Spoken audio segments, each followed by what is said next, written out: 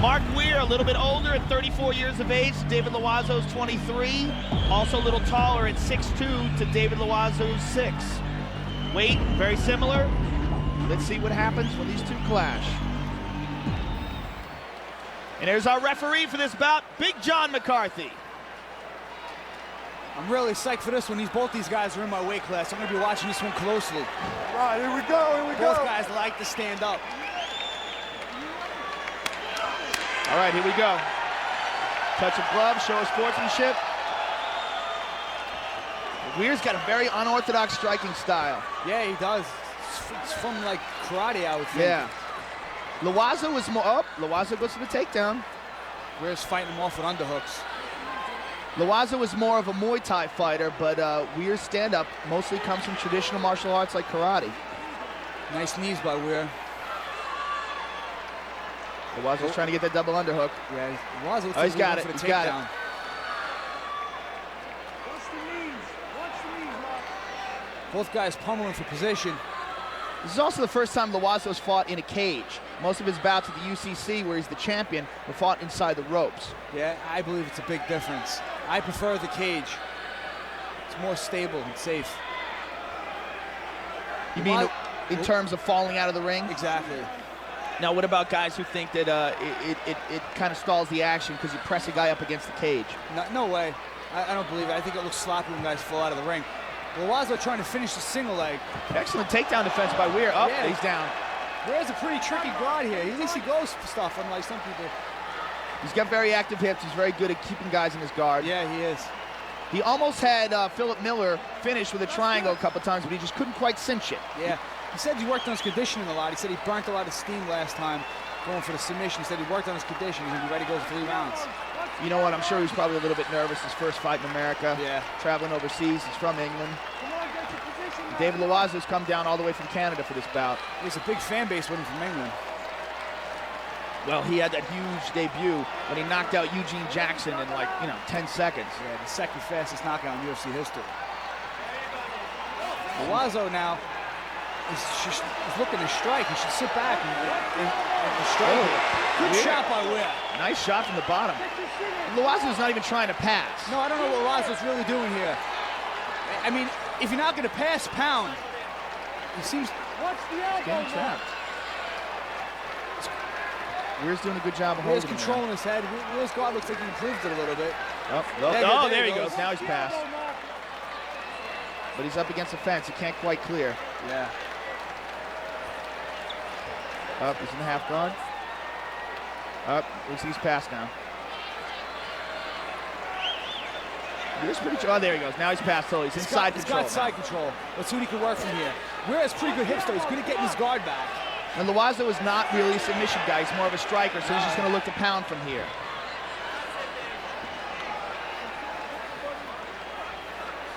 He's controlling him. He shouldn't look to mount here. He's pinning his arm down. He's going to get reversed. No, good control by Loiseau. No, he's keeping his weight. Weir's very active from the bottom. See how he gets his knee in there? There he goes, back to guard. Very nice. Doing a good job of controlling him. He almost got reversed there. Watch the elbows, Mark. Weir controlling his wrist. He goes to that triangle of his. He keeps catching with those sneaky punches from the bottom.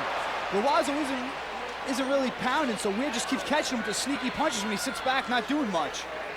Weir's got a really long reach. There he goes. Now he's throwing the elbows. Weir's got really good power, too. Yeah, he does. Whoa, nice elbow. Let some elbows go. Loiseau has nasty elbows. He's pinned. He's hurt. He was hurt. Oh, he's rocked. He's in trouble. Oh, he's gone. He's gone. He's out. He's gone. He stopped him. Whoa. Unbelievable. Beautiful. Whoa. It is crow time. He can fly over on that flip, but it is crow time. He's a little more wings, I guess. Beautiful UFC debut by David Loiseau with a vicious knockout of Mark Weir. Let's go to Bruce Buffer for the time. Ladies and gentlemen, we have a winner at 3 minutes, 55 seconds in the very first round.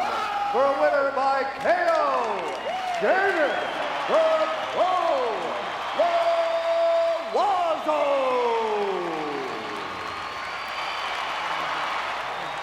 Well, very impressive UFC appearance. very impressive performance by David Loiseau. Tail of the tape. Hermes Frank a little bit older at 28 years old. A little bit shorter at 5'6" as opposed to Rich Crunkleton's 5'8". And they both weigh in pretty close at 155 and 154. Let's go to referee, former world cruiserweight boxing champion, James Waring. Franco trains with the American Top Team. The American Top Team is loaded with Jiu-Jitsu world champions.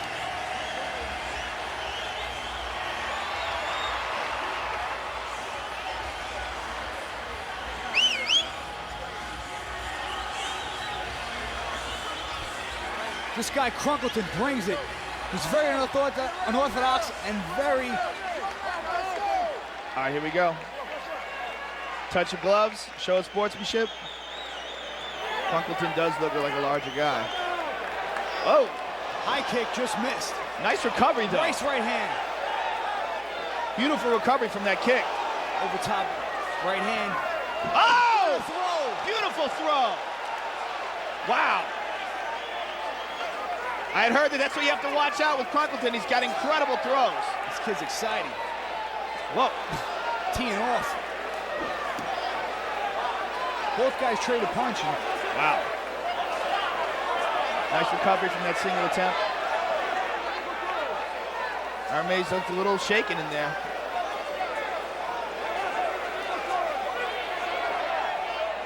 Both fighters exchanged jabs. Crunkleton is really pushing the action. He's good hips. See the way he's stopping Hermes from taking Hermes down. goes for it. Oh, no! Got him in the knee bar. Look how he's turning to the heel hook. Oh, that's dangerous. Oh, he's out. It looks like he's out. Nope, nope. Going for Not the knee yet. block. Oh, He has it pretty straight. Oh, that looks tight. Oh, that's tight. That's a tight knee block. Oh. You let it go. Oh, looks like he's out of it now. Very scary moment right there for Richard Crunkleton. He was real close to that knee block. Now pounding. He's going for it again. He's still not safe. Hermes Frank attacking the legs. Oh, beautiful. Good escape. Good escape by Crunkleton. That was close. Does that make you cringe just watching those? Yeah, I don't like to mess around with the leg locks. I just had knee surgery 5 weeks ago, so I can't watch anything like that. This guy's a trading. Oh! He clipped him when he went for that kick. Crunkleton, I feel, is the better wrestler. Oh, Crunkleton? Hermes looking to load up with that big right hand over the top. Crunkleton looks a little winded here. Yeah, it was a fast pace. I think probably a little scared, a little adrenaline going. He was in that leg lock. Definitely. You know how it feels to be in a bad position. Uh-oh. Uh-oh. He's got his back. He's pounding here. He's letting him up, though. Huh. Oh, big right hand. Another right hand through the guard. Franco has good jiu-jitsu, though, and he's going for the Uber Plata.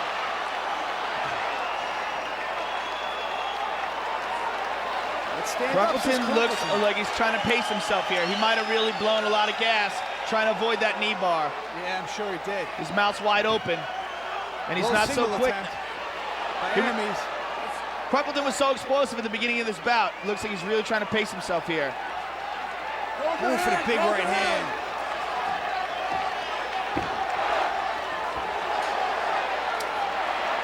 Hermes drops, trying to catch him, get him to go down to guard. If I was Crunkleton, I would stand up with this guy. This guy's dangerous on the ground. Nice single attempt there. And he gets the takedown on the wrestler. Crunkleton's looking really lethargic here. He's going for the switch, Crunkleton. This is a switch position by Crunkleton, the typical wrestling position. Crunkleton really needs to get his second wind here. Up. Hermes screwed up, and he's got his back. Crunkleton's got his back. Oh, he lost it. Hermes is good here. I really didn't see Crunkleton taking his back. But you never know in this sport. He's trying to pull him into his guard, and Crunkleton stands back up. What is the very lazy kicks by Crunkleton? And he stands him up right away. That's what I like to see by the referee. Yeah, James Waring, a former fighter himself. You might remember him from World Combat Championship, the infamous Eric Paulson hair pulling incident. Yeah, he pounded him. Good right hand.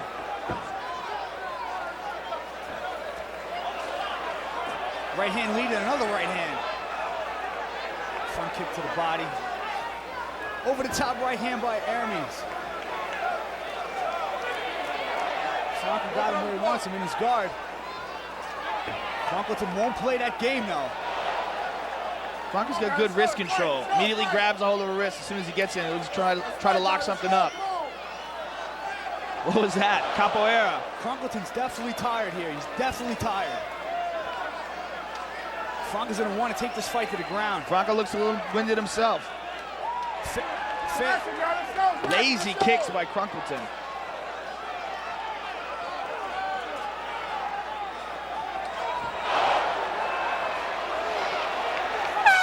Both of these guys blew a lot of gas in that fast-paced beginning of that round. And it's both their first time in the UFC, so, you know, nerves play a factor.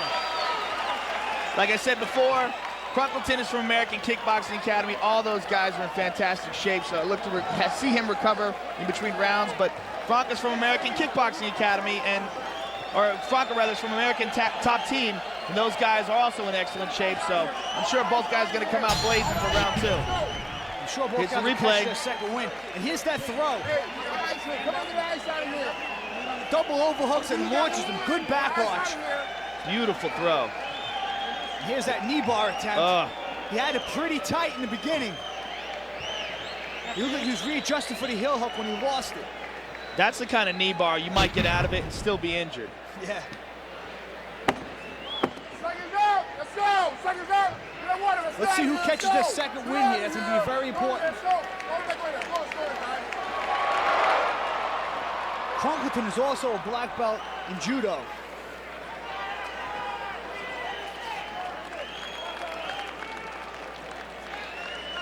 All right, here we go with round 2. Let's go. Let's go.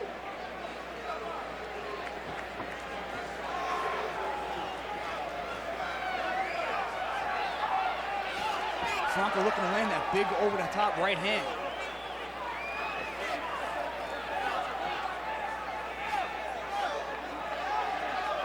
Fighters are a little more cautious now. Yeah, they don't want to gas. A nice leg kick by Franco. And nice return by Crunkleton. Looks like these guys are going to try to kickbox now. Low leg by Crunkleton.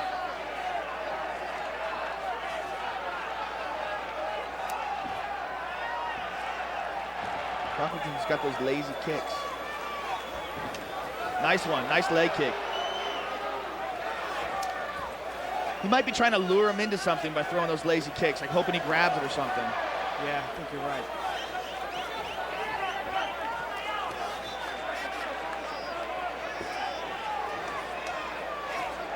Guys are content for a slower pace in this round, kind of kickbox. Good right hand. Yeah, trading a little bit.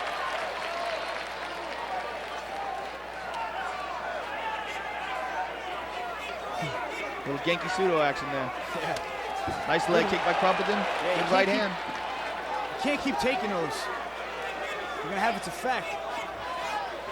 Whoa, right hand. Oh, nice knee by Franco. Oh, getting the better of him right now. Both guys throwing. Oh! Franco lands a right hand. Crunkleton goes for the throw. What a fight. That was good action right there. Crunkleton jabbing now. Loading up with the right hand. 1-2.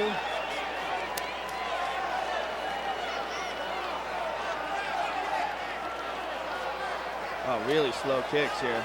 Looks like he's really pacing himself here. You hear the chant of Hermes from the crowd. The crowd is getting behind Franco. He's from Miami, so I'm sure he's got a lot of fans in the audience. He's in a low single. And Crunkleton turns and kicks. Nice. Sprawl by Crunkleton. Hermes tries to drop the guard, but Crunkleton doesn't want it. He ain't playing that ground game. Oh, good right hand by Franco! Now he looks to the takedown and he scores it. But he's in Franco's guard. That's where Franco seems to want to be. He's in Franco's guard and he's tired right now. This could be very dangerous for Crunkleton right now.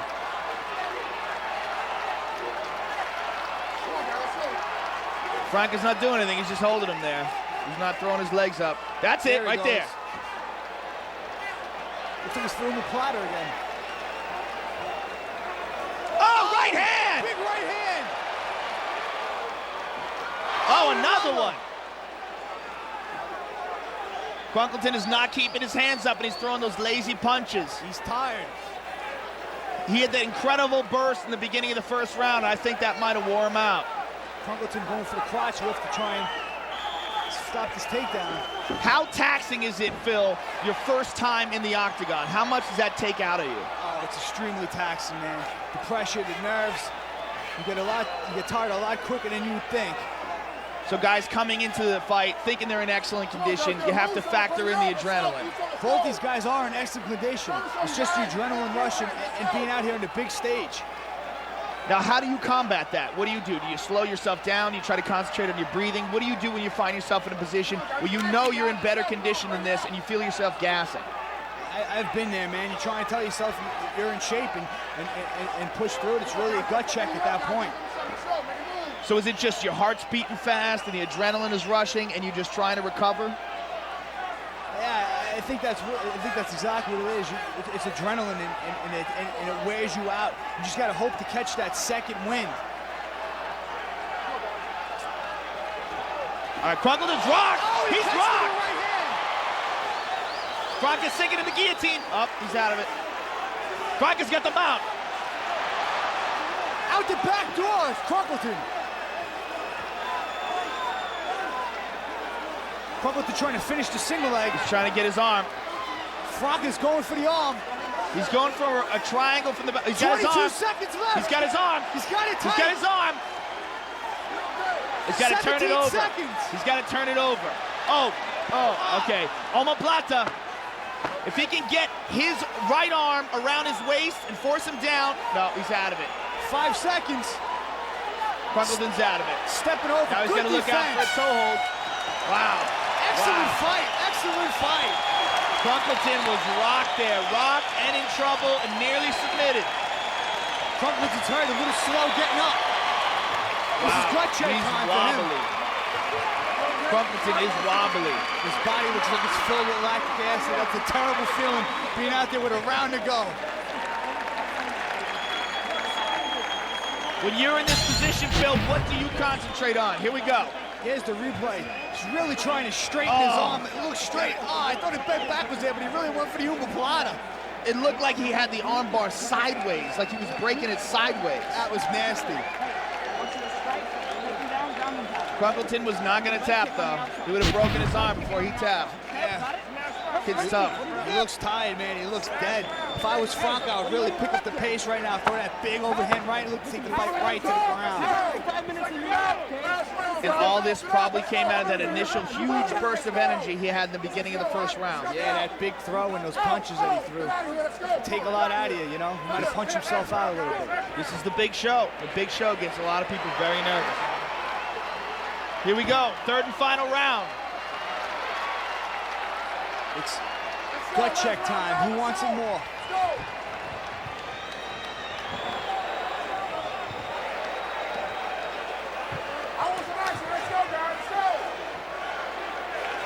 Both guys are looking to load up that big right hand. Let's see who lands it.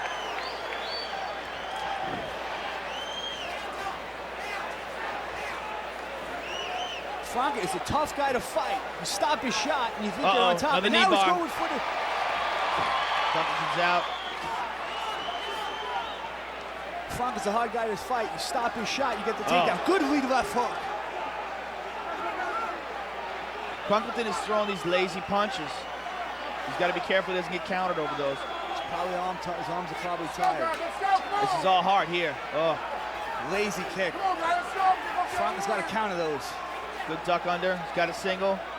Oh, Like I was Franklin saying, drops the guard. Oh, going for the going for triangle. the triangle. He's Looks got it like he locked got it in. locked up. Nope, let it go.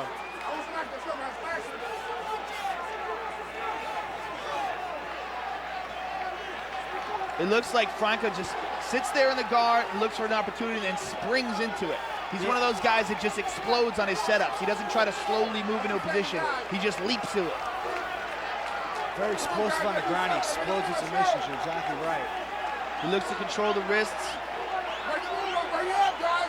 I'm right here. Make a move. One of these guys got to pick it up right here because who wants to win this fight? It's who picks it up right here. There he goes. Threw his legs up. Right there. That's a He's tight closed triangle. it. He's got to get that arm across. He's got to cinch up the foot underneath Going the for knee. the omoplata now. He's got the omoplata. Up.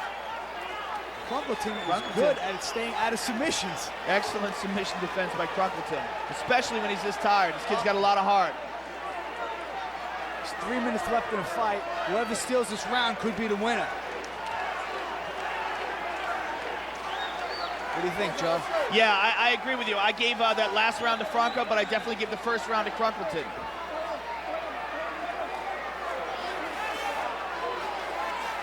But I got Franco ahead. Franco at least is attempting some submissions. Yeah, he's going for it a little more right now. Crunkleton is basically just trying to survive here. He's got to be so tired right now. I mean, you see the punches he's throwing. He's just moving his arm. That's all he's doing. Watch your full here. Watch your full. Watch your your head in your face. Referee might want to stand the fighters up here. There's not a lot of action going on. I think he's probably pretty close to doing that. Yes, I mean, Crunkleton's throwing these punches and there's nothing on him. His arm's got to be so weary right now. This is where Franco wants to be. I'm surprised he's not going for something. He might have, shot his load out there. Very possibly. Stop. And he stands him up. Stands him up. Good call by the referee. James Waring wants to see some action. He doesn't want to give him any rest. Franco looks to be the fresher. Crunkleton with the takedown. Back to the same position. This time up against the fence. I don't know if Crunkleton has enough energy to capitalize on that, though. This is where he's going to want to use everything he has to try and throw some big punches. With your head against the fence, it's easy to get knocked out. Franco's trying to sweep him. Franco's going for the arm bar. Up. Looks like he's got it locked in. He's got it locked in. He's got it tight. That's a tight arm bar. Oh, beautiful he stepped defense. Over. Unbelievable. Crunkleton is not going to tap. That kid's got incredible defense.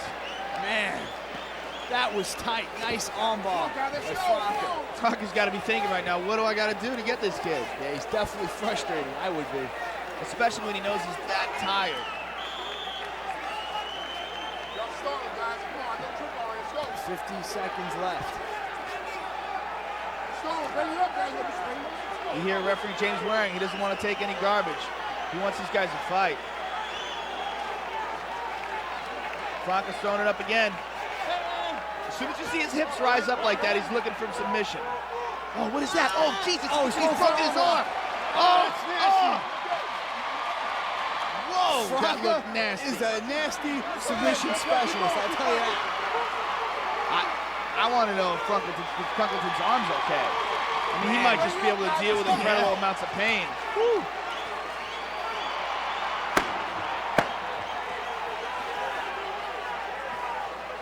Let's go, guys. Let's go. Well, he's punching with his arm. Come on, guys. I guess he's okay. What a fight. Wow. What a fight. All right, let's go to the veteran voice of the Octagon, Bruce Buffer, for the decision. Ladies and gentlemen, before I go to the judges' scorecards for decision, let's have a big hand for these UFC lightweight warriors. After 3 rounds of action, the judges scored as follows.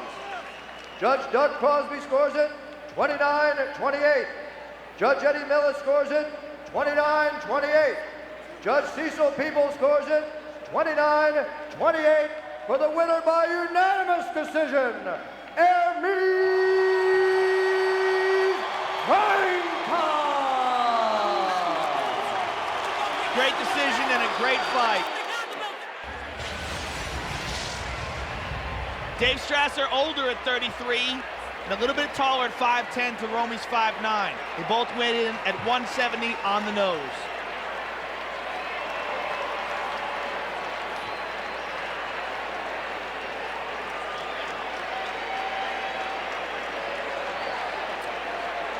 All right, take it to the referee.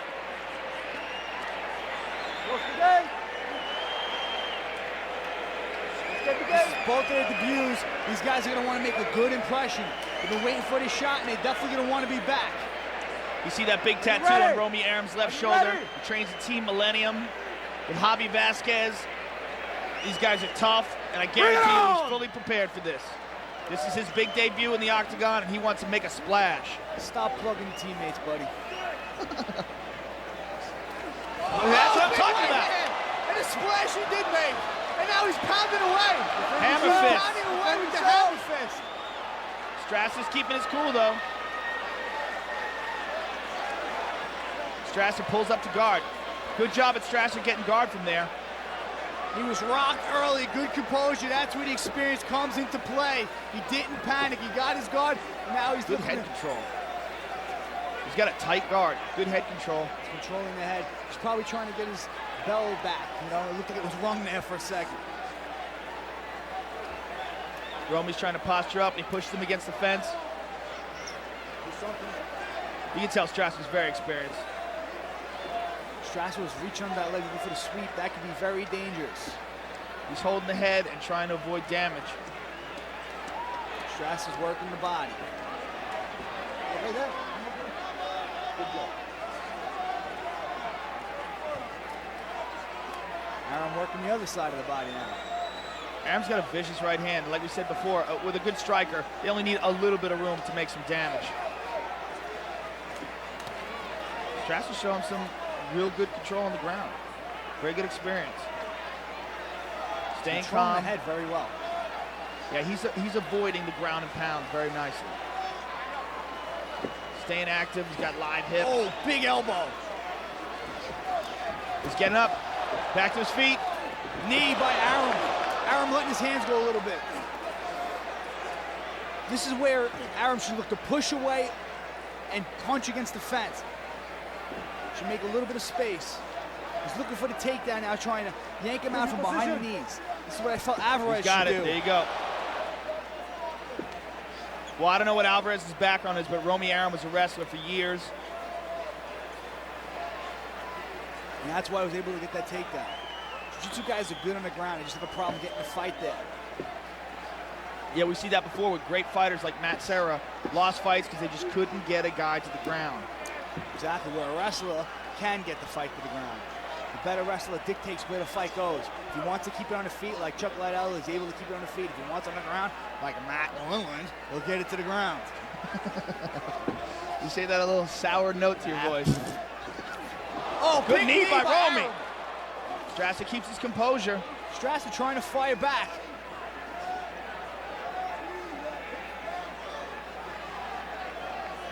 I'm looking for the single leg again. His head's stuck underneath there. Strasser staying calm. Romy's blowing a lot of energy here. Strasser looks to take him down. Almost eats a knee there. Strasser throws a right hand over the top. Another right hand, and he landed that one. He throws another one, and now followed by a knee. Strasser with a jab. Ducks under Romy's head. Right oh, nice. Takes his back. Beautiful takedown. He's got the mount. He has the mount. And this is where he's going to look to finish the fight. He's got to make space. Good elbow. He's got to make space. Break his lock from holding him. Sit back and pound. Dave Strasser stayed calm under the storm, and he weathered it, and now he's got the mount on Romy. That just shows you what experience is all about. Wait your time, find a good position. He's got a minute left to rain down some hard strikes. Or throw some big shots right here. You got a minute left. This ain't a position you get every day, especially on a guy like Romy Aram. Without a doubt. He's got to make this position work for him. He might not ever be here again in the fight. Aram doing a good job holding on, covering up. Good elbow by Strasser.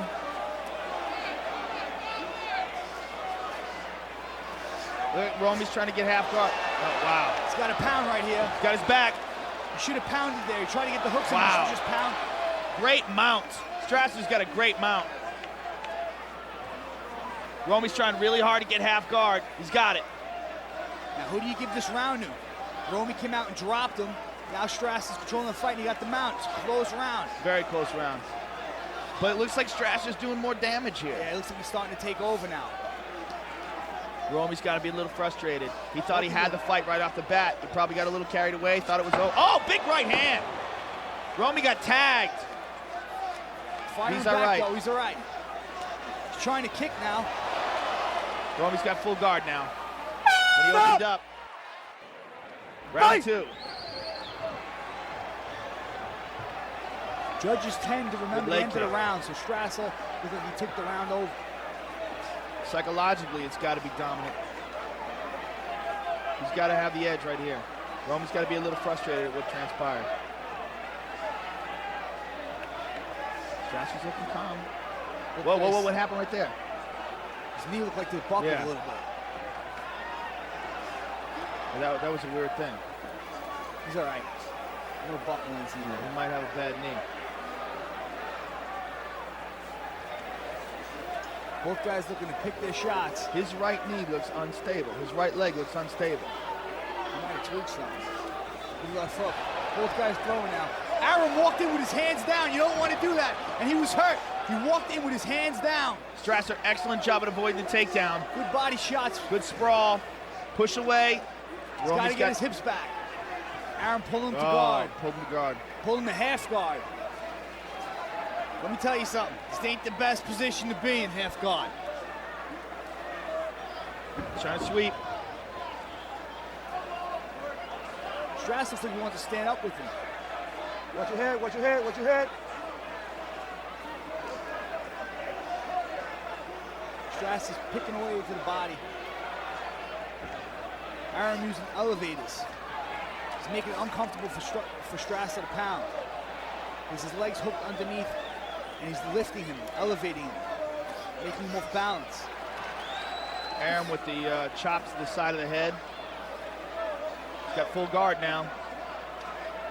See, when the punches start throwing, that's when the openings open up, and that's when a guy like Romy Arum's going to take advantage and get full guard. Oh! Strasser passes, but Romy rolls. I think Romy's a little tired. I think he's a little tired.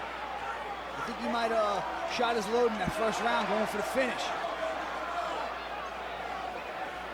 He's got to be a little frustrated here. This is his big debut in the octagon. Strasser's got to pick it up, though, right here. Strasser's got to sense that he's tired and pick up the pace. Oh, good right hand. Another. Romy's not protecting that side of his head, and he's not holding his head down. Work. Romy looks like he's fatigued.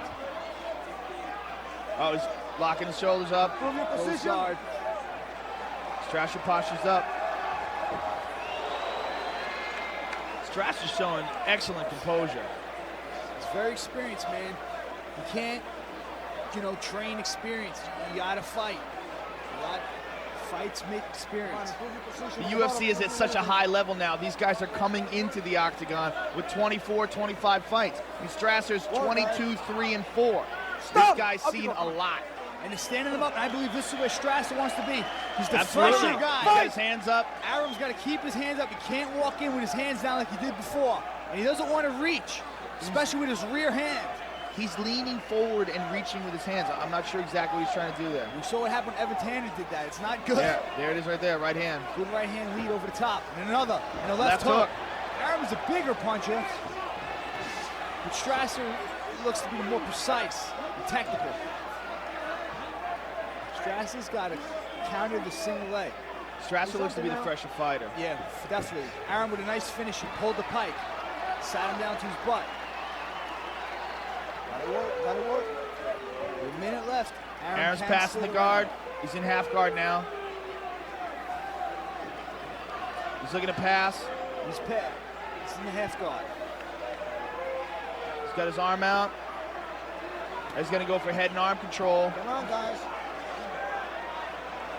Romy might be tired. He might be looking to take a little break here. Strasser with the heel kicks to the leg. Good job by the referee standing up. Run around. Good job from the half guard. I'm going to get this referee for my next fight.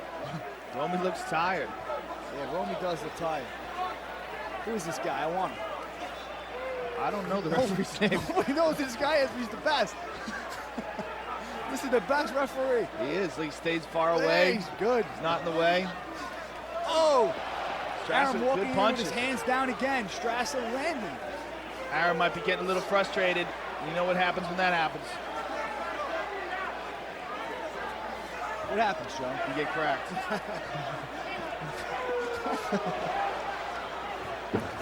Strasser's good. Oh, but Romy Arum with some punches. He's got some powerful punches. Romy Arum's got an excellent right hand. Yeah, but he looks heavy. fatigued. He's definitely tired. Strasser with some good knees inside. Stop! Yeah, Strasser's a little more consistent, but not as hard a puncher. I think the referee is Jorge Alonso, and I like him. Jorge Alonso. Strasser with the right hand over the top. Strasser's got to get off first. Can't wait for Arum to throw that big right hand that he throws. Now Strasser should go like that. He's got to get off first. You said it right. He's not the heavier striker, but he's definitely the more composed striker. He keeps his hands high. He's using the jab. He's using the right hand. He's just not doing a lot of damage when he punches. When he feints, Arum reaches. If I was in there, I would feint and then clip him with the left hook. See Arum reaching with his right hand? It's not good. You want to keep your right hand up by your ear like you're talking on the telephone. There's the left hook, and there's another one. He just doesn't have the kind of power to take advantage of it. Oh, good knee by Romy. Romy knows he's losing this fight. He's looking to close. Good job. Oh, big right hand. Knee to the body. Strasser is an animal. This dude is very persistent. He's been training his whole life for a shot at the UFC, and this is it. He wants this fight. Arum doing a good job, though, taking some good, clean shots, showing he has the jaw. Strasser got the tie clinch now. I would look to knee if I was Strasser, especially against a tired opponent.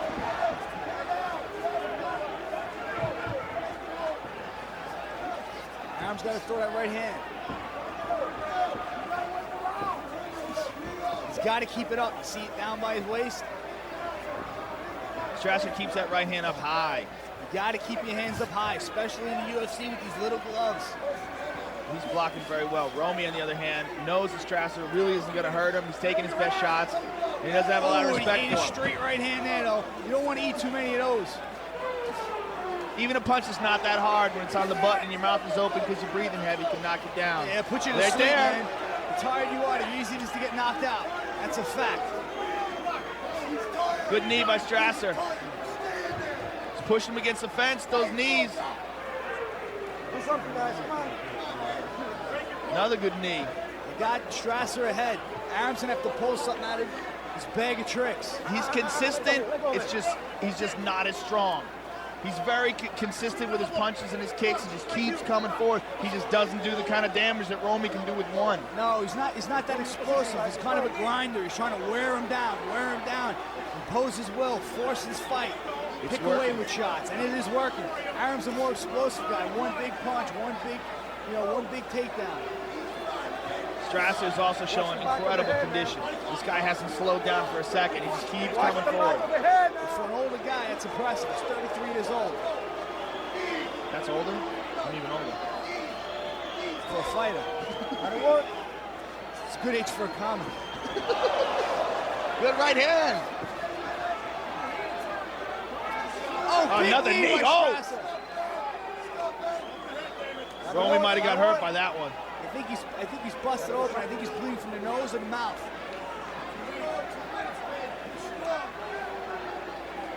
Stop! Let's see when he stands up. Jorge Alonso is the man. This guy is right on top of the action. He is an excellent referee, without a doubt. Yeah, Romy's nose is bleeding. Right hand by Strasser. Strasser should lead with the left hook and then a straight right hand behind it. That's the punch it'll score with. If Strasser can keep this up, he's 1 minute and 20 seconds away from his first win at the UFC. You see Arum reaching? He can't do that. He's got to use his hands and throw him, not reach with him. He's got to let those hands go. You see the damage there that knee caused to Romy's nose. Yeah, he is busted.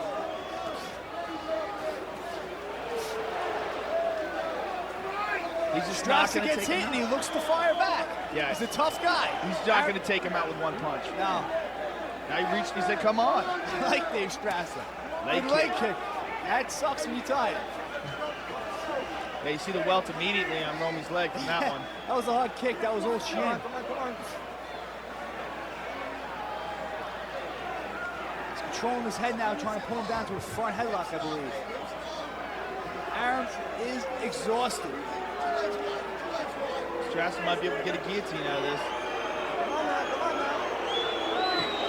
Again, how is the audience booing? The only reason they're booing is they don't appreciate the effort these guys are putting forth. They don't understand. These guys have never been in a fight before. These guys are fighting their heart out. Knee. Strasser's just so persistent, just over and over again. He just keeps pecking away. Picks. And in my opinion, he's 5 seconds away from his first win. Gotta agree with you, Joe. Fight's over! Good fight. Excellent performance by Dave Strasser. He hung in there. He was hurt early. He showed a lot of heart and testicular fortitude in coming back. Let's go to Bruce Buffer with the decision. Ladies and gentlemen, after 3 rounds, we again go to the judges' scorecards for a decision. Judge Cecil People scores the bout 30-27. Judge Jeff Mullen scores the bout 30-27.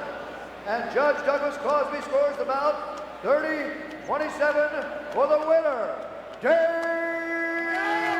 Strasser. Excellent fight, an excellent decision. Age very similar, 25 to Bang Ludwig's 24.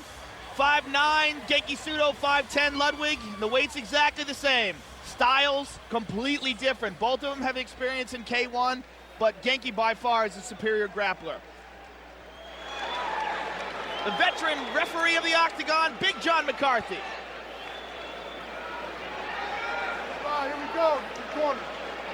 You ready? Are you ready? Let's get it on. Come on. I am psyched. Here we go. Man. Look at him. This guy is Funky Cole Medina. He's totally turning his back to him.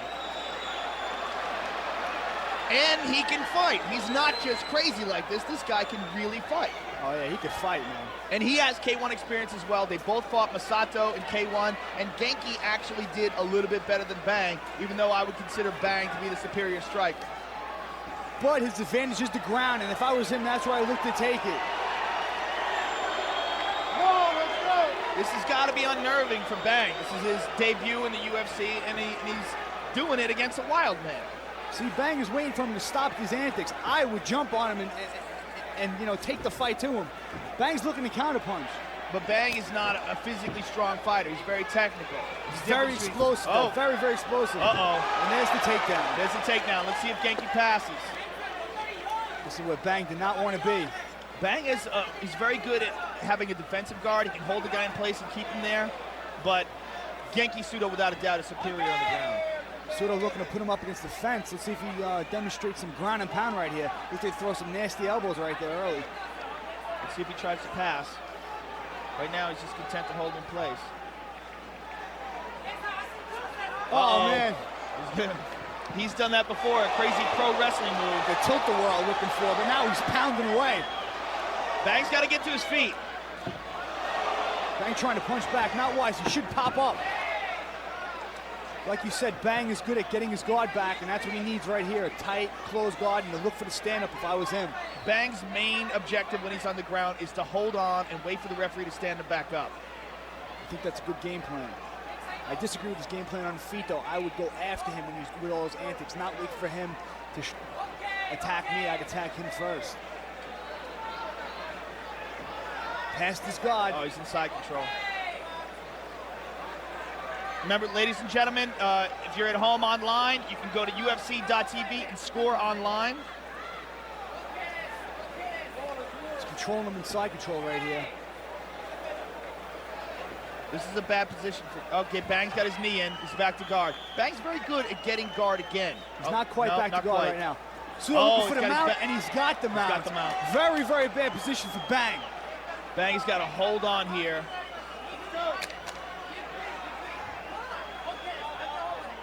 Sudo working. Very, very patient is Sudo here in the mounted position. I think he's very confident in this position. He knows he's superior on the ground. And he Bang's superior to bucking. mount. Good job by Bang job. Ludwig. Excellent. But Sudo avoided it. He's trying. He's very good at sliding his knees in, but Genki's avoiding it. Uh-oh. Bang's hanging tough. Bang threw an elbow, or a knee rather, from the bottom. Sudo controlling him in the side mount again. Bang's got to hold on, and all this holding on is going to wear him out, too.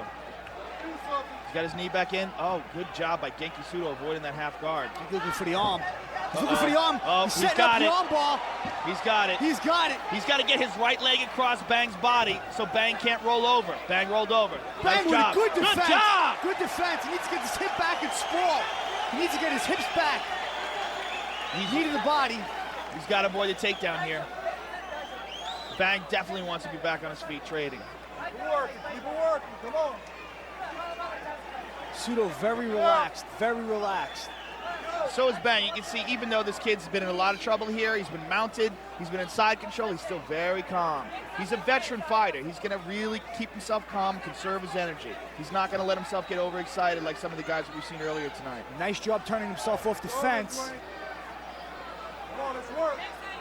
Let's work.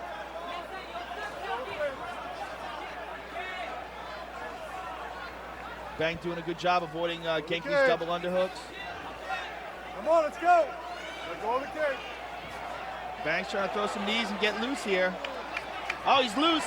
Nice knee to the body by Bang. Again with the Bang. Oh, Sudo, Bang's on top. Bang passes. He didn't like those knees. Oh, now he's up. You want him up, say it, Dwayne. Bang Ludwig might throw some vicious kicks here. Genki Sudo does not want to be on his back taking leg kicks from Ludwig. I think Sudo was hurt with that knee to the body. I think Sudo was hurt, and Bang was smart going right back to the body. I really think he was hurt there. It's so hard to tell with Sudo because he's such a weird fighter. Something tells me, man. Come on, let's go. He's not popping up, that's for sure. I think he was hurt with that knee to the body. Here we go, you ready? You ready? Let's get it on, come on. Again, Genki starts off with this very unorthodox position. It's not threatening, though. No, I spoke with Bang, and he says he's going to look to counter off these positions. I wouldn't look to counter. I would attack right now. Now I think is your chance to attack. And he did with the right hand. And we should point out again that Bang Ludwig knocked out Jens Pulver. So Bang Ludwig, in a sense, is the linear UFC 155-pound champion. When Bang throws the low kicks, Sudo counters with a spinning back fist. I've seen him do it before. He rocked Masato with that in K1. Bang should not lead with the low kick. He should not lead with the low kick. He should lead with his hands first. Good sprawl, good sprawl. Good takedown defense. Uh-oh, he's wrapped up though, he's in his guard. He pulls him into his guard. This is where Sudo wants to be. This is where I feel Sudo has the advantage, and it looked that way in the first round. Bang wants to be back to his feet. Bang should chill out here and wait for him to open his guard. You feel when Sudo went to the ground, Bang should just exploded backwards and got out of there and kept it standing? Right, and now I feel he should just keep good position and wait for Sudo to open his guard. That's his chance to escape. He doesn't want to be trying to pass the guard, sticking his arms anywhere they don't belong. Yeah, he's got good takedown defense, but this is a dangerous position. See, right here with his guard closed, there's go, not much let's Sudo go. can do. Let's do There's not something. much he can do. Dwayne has good submission defense, but Genki is clearly a superior grappler. Sneaky right hand landed by Bang. Genki's hips are coming up. He might be looking for something. He keeps raising his legs up. What he's trying to do is get a leg and lock over a shoulder and try to secure an arm or maybe a triangle. I think Bang is looking for the stand-up, and I think John McCarthy should look to stand him up if he doesn't open his guard and go for something soon. All right, Dwayne's going to stand up on his own, try to back out of it. That could be bad. He almost got sweep there. See, that sweep's the touch and go, man. When you reach under, you leave yourself open on that side to take shots to the head. The same thing as when guys go for knee bars, right? I thought, yes. Right there, something right there. Okay. McCarthy stands him up. Good job by the referee standing him up. I wish he gave me some fast stand-ups like that in my last fight. Oh, good kick by Bang Ludwig.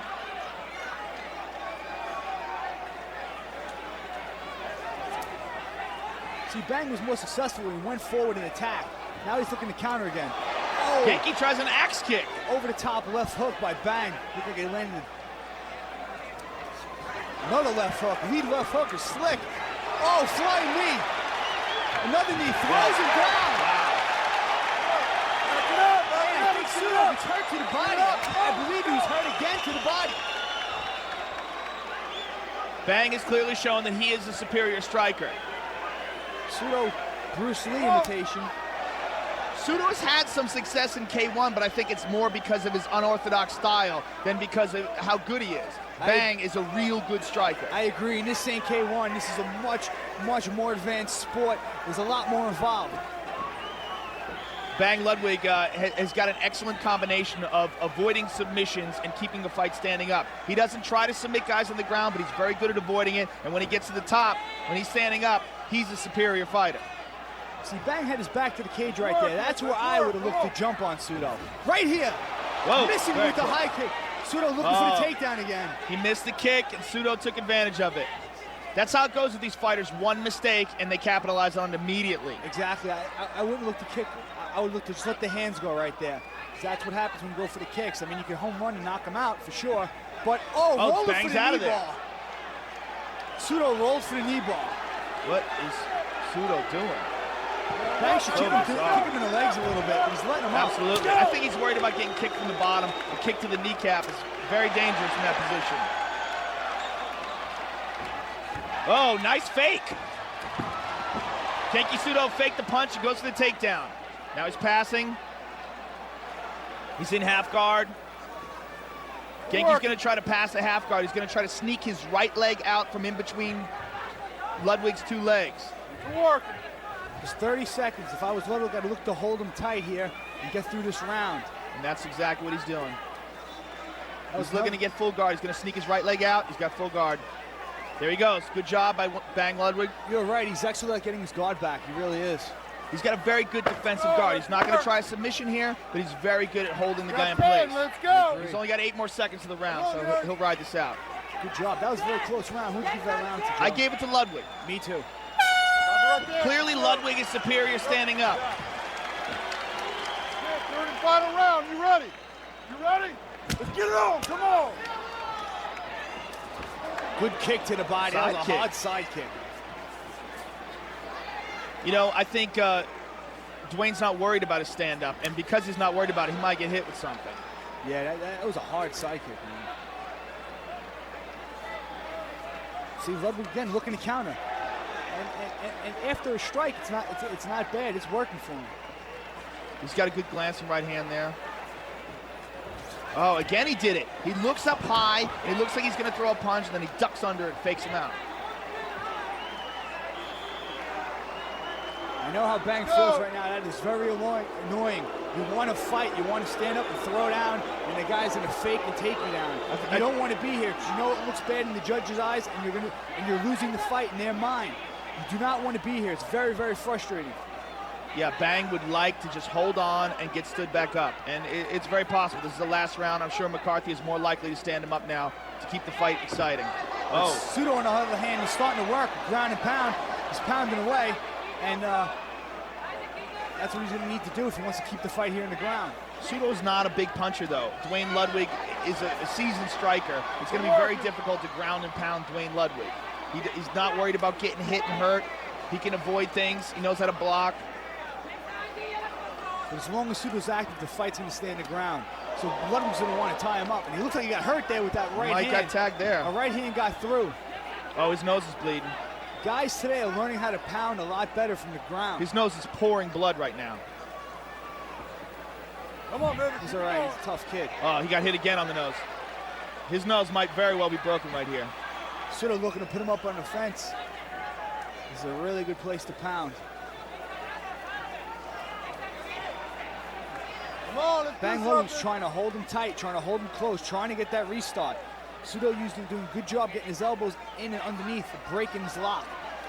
Pseudo now pounding away. He's got to get off that fence. Bang's got to rotate out and push off that fence. He's throwing his legs up. It looks like his nose is broken. He's really bleeding bad from his nose.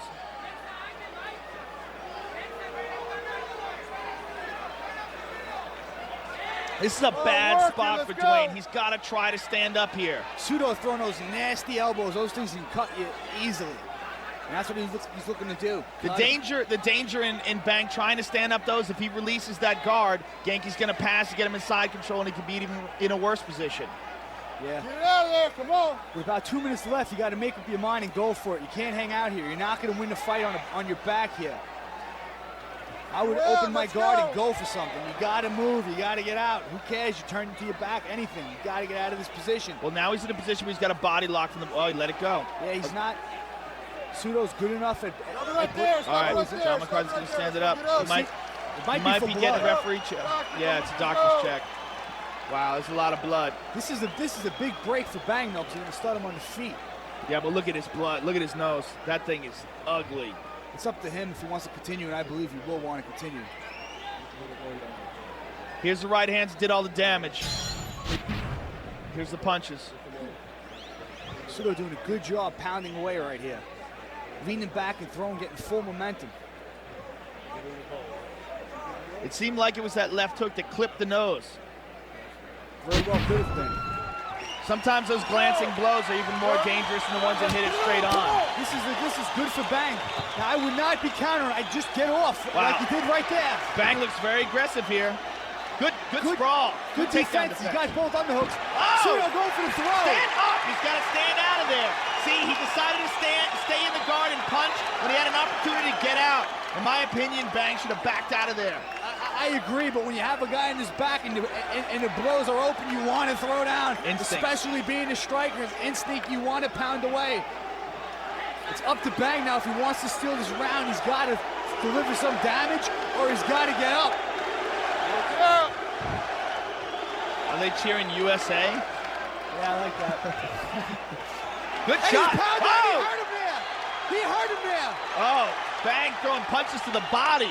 Bang just put himself back in his round. That's something that Bang will do. He will drop down and throw a body punch to the guard because the guy's not protecting his body at all. No one thinks about their body when on the ground. Look at this. Slam. He slams him. Bang Ludwig might be still in this round. Bang Ludwig is a stud. He's showing a lot of heart here. Bleeding like a faucet from his nose, and Genki Pseudo's getting pounded. His right eye is closing. Throwing elbows now. Bang is relentless here. If he can steal this round, I'm going to give him this fight.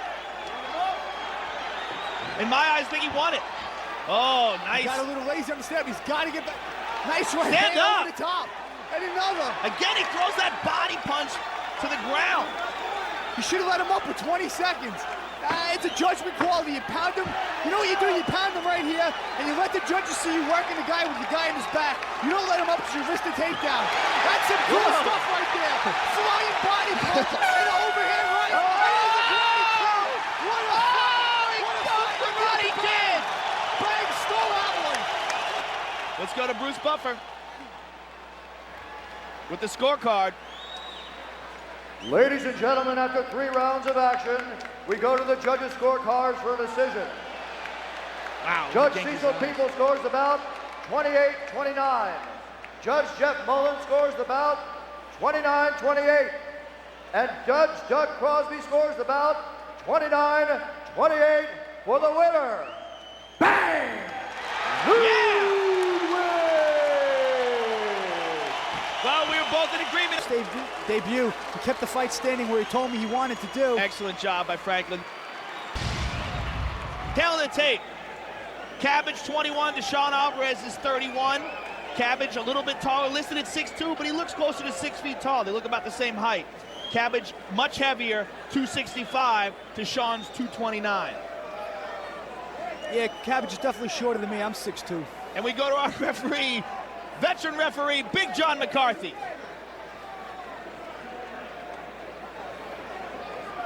All right, here we go, gentlemen, here we go. Alvarez looks Are you mean. ready? He looks very mean. Are you ready? Let's get it on, come on. Yeehaw! I saw Sean Alvarez fight 340-pound Eric Taylor. An incredible amount of heart. He was outweighed by over 100 pounds. Whoa, nice Good leg kick by Alvarez. Cabbage looks like he's going to throw his hands. Another Nice hard leg leg kick. The only problem is he's not leading with his hands when he throws those leg kicks.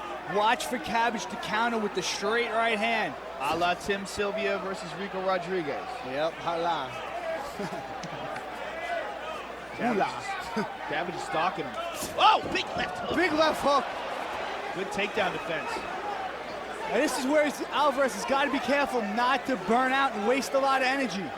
He actually is as in condition as strong as he is. He has a reputation of gassing in the past, probably because he puts so much effort into trying to take a guy down. A bad habit that he has is when he gets frustrated with the takedown, he just starts throwing hands. You don't want to do that with the Cabbage. Cabbage doing a good job fighting the takedown, getting double unhooks and turning him against the fence. That's where he wants to be. Now he's going to want to break away and let those big hands go, like right there. Clearly, Cabbage is the better striker when it comes to throwing hands. At what point in time do you abandon trying to take a guy down when you're burning off that much energy? If I was Sean Alvarez, I wouldn't. Me, right away, I want to stand up and duke it out. But if I was Alvarez, I wouldn't. That's playing Cabbage's game. He should drop down behind his knees and pull him off the fence, almost in the double leg position. He's not going to take him down up top. At least I don't think he will be able to take him down up top with a throw. Do you work on drills for that, where you set a guy up where it looks like you're going for an upper body clinch and then you just drop down? Yeah, right here I'd relax my left arm and slide it down to his knees. I would slide my... The Cabbage is doing a good job keeping the underhooks, so you don't want to let a guy get double underhooks on you. Cabbage turns him around, he's got an elbow to the neck. Cabbage he's looking to break away from some strikes. This is where Cabbage wants to be, in the open ground. Cabbage with a good jab. Don't let that body fool you. That is a very conditioned athlete. And he's strong. Alvarez looks a little more relaxed than in past. In the past, he's keeping up against the fence. He's not expending too much energy. Well, hopefully he's learned. See him calm himself, taking a deep breath. On the fence. Cabbage looks really relaxed. He's just hanging out. Chopping away with those body shots. Those will take their toll. Kill the body and the head will die. It's so funny how a good puncher only needs a little bit of space to create some damage. Yeah, they're short and sweet. He's got the leverage. You don't need to throw big and sloppy arm punches. Good job by Big John in separating the fighters. This is what Cabbage wants. For Alvarez right here. He wants to close the difference. The distance. He wants to get underneath one of Cabbage's punches. I would not be leading with those kicks. It gives Cabbage the chance to counter with the right hand and left hook. Cabbage sees the mouse under Sean Alvarez's right eye too, so he's looking to throw that left hook just like he did. Alvarez ducked under. Good takedown defense by Cabbage though, and he looks to be in better shape. He looks to be the most relaxed. Yeah, being relaxed is real important. The more relaxed you are, you don't burn that unnecessary energy. And how much does it come into play, the fact this guy has just a granite chin? That's got to help him relax. Oh, yeah. It definitely does, but I've been known to have a good chin, and in my last fight, I was really, really amped up. So Cabbage is doing the right thing. Not being amped up, just picking away, taking his time, relax, countering. Do you find yourself ever in a fight where you're forcing yourself to say, listen, you've got to calm down, you're letting your emotions get away with you? I definitely let my emotions get away with me. Sometimes it's too late, though. Looks like Big John McCarthy's going to separate them again. Alvarez trying to lift that single leg. Cabbage got a motorcycle down. Right here, Cabbage tried to stomp his leg down like he's starting a motorcycle, and he jacked that hook up. Alvarez now getting both arms down. See, that burns a lot of energy right there, trying to lick up a big man like that. Cabbage looks very calm. If I was Cabbage, I wouldn't lead with that big left hook again. I would look to counter Alvarez's kick with the right hand. Alvarez is good at ducking under that left hook like he did right there. Yeah, I think Sean's a very smart guy, and he's got to figure it out. Nice knee to the head. Nice knee to the head. I would counter that kick. I would try and make Alvarez kick. Maybe a feint right here with the left hook. Alvarez looks a little bit gassed. Alvarez is not comfortable throwing hands with Cabbage. He keeps his hands up. He's comfortable throwing kicks, and he's comfortable looking for the takedown, but he is not trying to exchange punches with Cabbage.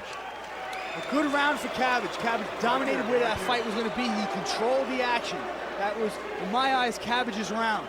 Again, looks can be deceiving. If you look at Cabbage's body, you think that guy's out of shape. Meanwhile, he's the one who's not breathing heavy. He looks fresher. It doesn't matter if you're 20 pounds overweight, whether it's 20 pounds of muscle or 20 pounds of fat. If you're overweight, you're overweight.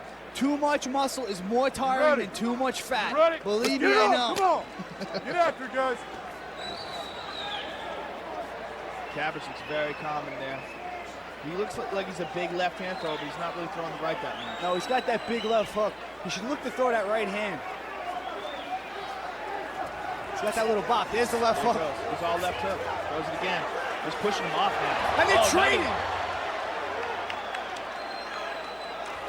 Again, the left hook, he's very one-dimensional with his approach. He loves that left hook. Shark.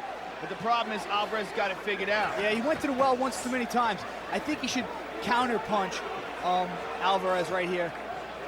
Let's see if he listens to Chuck Liddell, gets the underhooks and turns him against the fence. If Alvarez is unable to take down Cabbage when he's fresh, though, this has really got to be hard for him now. Well, he shouldn't go for a brute takedown, a strength takedown. He should go for a slick takedown. If he gets double underhooks and then drops down and buckles Cabbage's knees from behind, like he tried to right there. See, right here, he should be able to get the takedown. He's got to slide his lock lower. Not drive so much up, but slide his lock down and buckle Cabbage's knees. Cabbage doing a good job sitting his ass into the fence and digging underhooks. He's smart. Right here, I made the mistake of pounding on the head. There it was, there's the takedown. Good job of getting his hips out. That was good wrestling. And now he should let go. He wants to throw the left hook. Now he's done. Alvarez Now he's got to let go. He's rocked. Oh, he's hurt. Alvarez is hurt. He's showing hurt and a lot of heart, though. Takes a big knee. Oh, he's rocked bad. This could be it. Oh, another big knee. A left hook on the chin. He's gone. It's over. He's gone. It's over. Wow. The Cabbage man stopped him with the left hook. Big hands by Cabbage. Cabbage is redeemed. Let's go to the voice of the Octagon, Bruce Buffer, with the time. Ladies and gentlemen, referee John McCarthy has stopped this bout at 1 minute 47 seconds of round number 2 due to a TKO. For the winner, Cabbage Correa! Tail of the tape. Pete Spratt is older at 32 to Robbie Lawler's 21. Robbie's a little bit taller at 5'11". They're both exactly 170 pounds. And Big John McCarthy, veteran referee, is going to get us started. Robbie Lawler has his head down. It looks like some kind of death machine out there. This kid is nasty. Take a look at him. He's ready to go. All right, here we go. Peter, you ready? You just Robbie, gotta you love ready? the way this kid Let's get it on. Come on. This is going to be an interesting He fight. looks to touch gloves. I don't like to do that. Let's see who gets off first. Let's see who imposes his will. Spratt should look the low kick. Lawler has the big right hook. He likes to lead with it. Yeah, and it's nasty. He throws it with bad intentions. Folks at home, you can score at www.ufc.tv. If you're scoring this fight at home, you got problems. Just watch the fight. Don't blink. You are for the New York Badass. Hey, internet geeks. Whoa. And they're both straight kicks. Oh. And Lawler He scores takes him the down. double leg takedown early. Pass. And he passes the guard. Quickly. Half guard by Spratt. Spratt does not have it locked, though. No, he does not. Robbie can That's pass not full good. guard He easy. can pass the half. Wow. That's a loose half guard right there. If Robbie clears that leg, he can mount. He might look to pound right here. He's looking. He's looking to clear his leg. We've worked together. He likes to get nasty positions on the top. He doesn't go for submissions. He goes for nasty ground and pound punching. He went for the mount, and Pete Spratt with good hips got back to his feet. Spratt's gonna dig on him. Lawler lifts him and slams him down.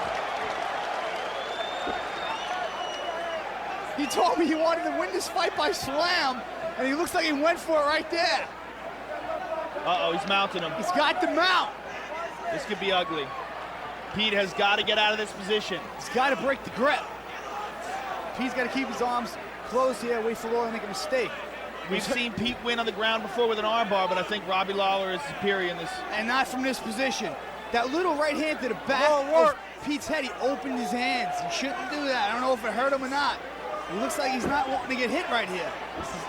Robbie's got heavy hands. Yeah, but you got to take some to get the guard back. You got to. What should Pete Spratt be doing right here? Man, he should be holding him tight and waiting for Lawler to make a mistake, try and frustrate him. And sneak his legs through and try to get half guard. This is a bad position. He's putting him up against the fence. This could be. In mount, I'm not sure if I like having a guy against the fence. He's got his back. He gives his back. Lawler abandons. Oh, Pete's up. Pete stood up. He pushed away. Oh! Oh, and a big kick. Oh, Lawler's hurt. He's got heart, though. We saw him against Riley. He digs the knee to the body. Wow. He's getting Pete his legs Spratt back should right push here. away here. Yeah. He should push away or he's going to get taken down again. He needs to make space and strike. I told you, it's a nasty left leg kick. It's a scary fight. It could end at any second. He looks like he's biding his time here, relaxing. Yeah, Pete should break away. He had him hurt for a second. He's going to get body locked and take it down. Robbie's got double real strong underhooks. right here. Yeah, he's real strong in his body lock position. Pete's got to get his ass out and clinch his hands together like he's doing in a double overhook position.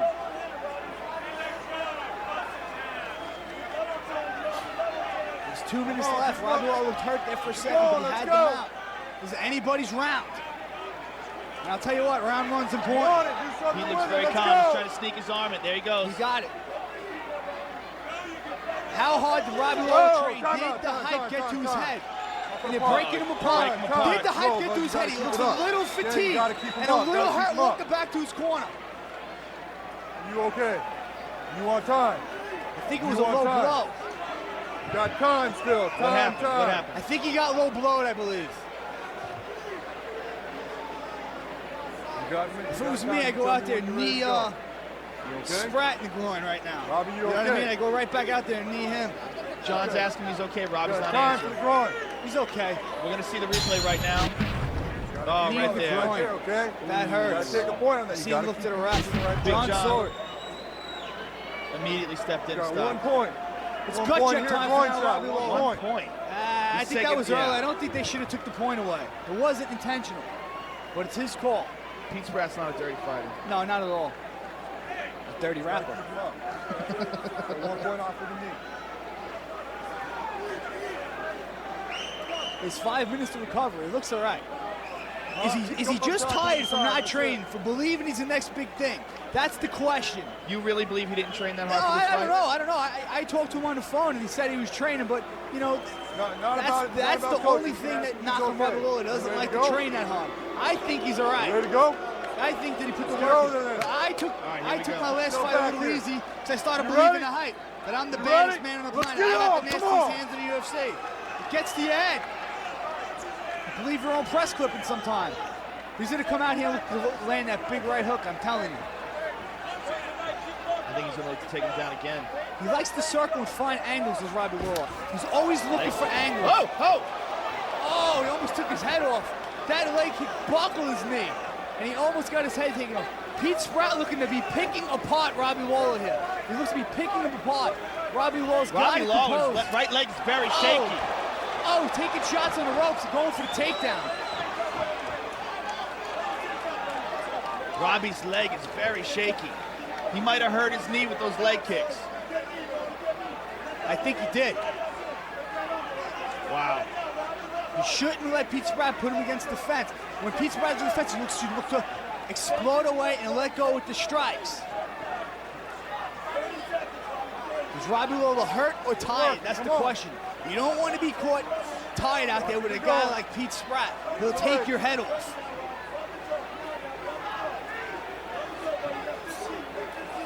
Both guys knee striking body. away with the knees. Pete said he wanted to be the Oh! Good takedown Pete by took him Spratt. down. That's hit him out. There's Wow. 10 seconds left. Can Robbie hold on? He has 10 seconds. Unexpected turn of events. Pete Spratt takes Robbie Lawler down. And he takes the round. Wow. Robbie Lawler looks hurt. You know, that might be the case of being a man in there with a boy. Robbie's got some nasty red marks inside his right leg. He's wanting to touch hands. I don't like that. I hate that. Be friends after the fight, after you knock the guy out. Keep it up.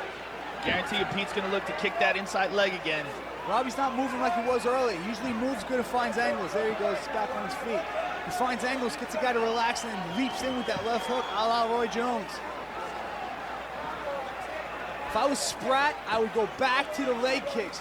Back to the leg kicks to Lawler's front leg. He was looking for it right there. Yeah, I would go back to him. He's got to feint with the hands, though. He's got to feint with the hands, set up the hands, like he's not doing now. It's interesting because Robbie has not tried to strike with it very much. There you go, right after I said that he throws a left hand. He throws a left hand. He's been working on his left hand that started way back when training with me against the Lindland fight. He's been working on a straight left hand. Good kick to the body.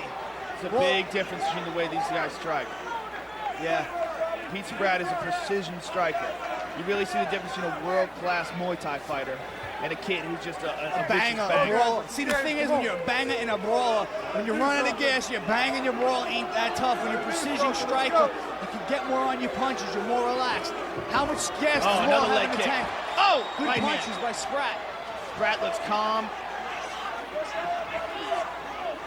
Waller firing back with knees. Waller does not have any quit in him. He's a tough kid. This is a huge test for him, especially when he goes. Good knees, good knees by to Lawler. the body. Watch your knees, Rack. Get him up. Doing well in the clinch. Spratt said he wanted to be in the clinch. Lawler's holding his own there. If Lawler's tired, there's no question Robbie Lawler's heart. We saw that in the fight with Aaron Riley. He was exhausted several times in that fight, and he came out banging. Good knees. Spratt just landed a big right hand. He could be catching his second win here and hanging out. Spratt's cut. His right eyeball's cut bad. Oh, man, that's not good. That's a nasty cut. Stop it right there. Stop it right there. Stop it right Oh, there. that's a I hate to nasty see cut. that. Time. It's up to him now. He's got to say, I'm okay and I can see. If blood was running in my eye and all I could see was red, I would say, I can see, I want to continue. If you say I can't see or something like that, the refs can immediately stop the fight. That's not that bad. You know, we're close up on it. It's off to the side. It's off to the side. That's okay. Stitch is there, and he's one of the best cutmen in the world. I think if anyone could stop this cut from too much, it's him. He looks okay to me. I think it's going to be all right. Me too. It doesn't look like they're looking to stop it.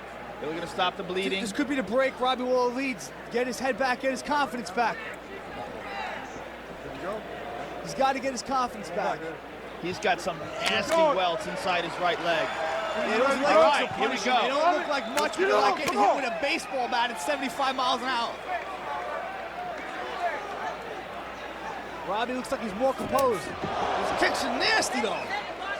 Those kicks are nasty. You don't know what they're like. Let me take a Louisville slugger and whack you in the body and the legs and everything. And there's the big right hook by Robbie. Oh, he's quitting. That's it. What happened? He might have tore his ACL or something. He doesn't want to continue. He's quit. Wow. It's okay, but come here. I'm sure you get it returned. Ladies and gentlemen, at 2 minutes, 29 seconds of the second round, ruthless Robbie Lawler was unable to continue and did a verbal tap out. Thereby, John McCarthy stopped the contest. For the winner, the secret weapon, Hughes. Keith Spratt's got to be happy that Stitch was there to stop that cut. Absolutely. He did a good job. Coming up next, we have the UFC Welterweight Championship, Matt Hughes versus Sherk, the main event of the evening, and easily Matt Hughes' most difficult test to date. We said that before about Robbie Lawler, and we saw what just happened. This easily could be Matt Hughes' hardest fight to date. I have to agree with you. Sherk is a man possessed. He wants this belt and he wants it bad. He feels he doesn't have the respect he deserves. And how it feels not to be respected. You want to shut people up, and that's what he wants to do. This kid is possessed. You got to see the way this guy trains.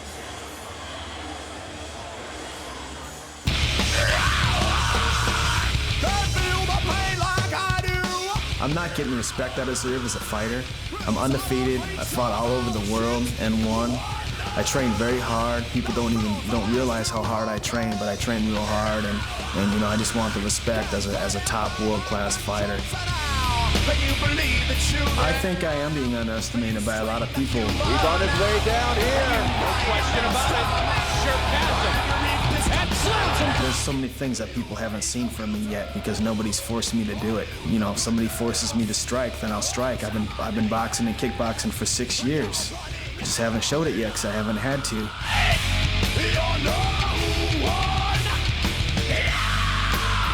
All I'm asking for is for him to come out and underestimate me. My plan, I'm going to try to outfight him in every area. I'm going to out-wrestle him, I'm going to outbox him, I'm going to use submissions, and I'm going to burn him out of gas. I'm going to come at him 110% for 25 minutes. I feel like I can beat Hughes because he's going to underestimate me, His strengths are wrestling, his weaknesses, I'd have to say, are submissions and striking. I come in, I grapple for an hour, I get pickled by 2-3 different people. After that, I do 25 minutes with the focus mitts. Then I do pickups and carries, cable shots, cable sprawls. I run, I swim, doing a lot of striking with takedowns. I'm lifting for an hour. I'm coming back at night, I'm sparring for an hour, and then I'm grappling for an hour. I'm ready. I've never been more ready. That's all I want to do is just win and be the best in the world. It's been a dream of mine forever. This fight, I have a lot to prove. The whole world's gonna see this fight. It's my first fight on pay-per-view. And I'm gonna catch him off guard, and I'm gonna come out and I'm gonna shock the world. I'm gunning for him. You know, it's my time right now.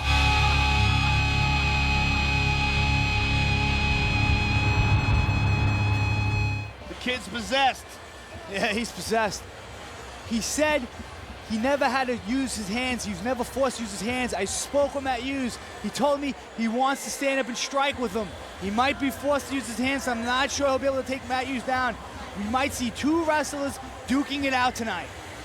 Sean Sherk is possessed. He's training like a wild man, but he's gonna have to if he wants to beat a guy who's arguably the most dominant champion in the history of the UFC. UFC welterweight champion, Matt Hughes. The UFC Welterweight Champion of the World, Matt. Guys, if you win a belt, that could be luck, but if you defend it, it's yours. It's yours. It's yours. I swear, Hughes like this is just patented slam. Take them from the guard and try to just bust it. Hughes trying to finish off.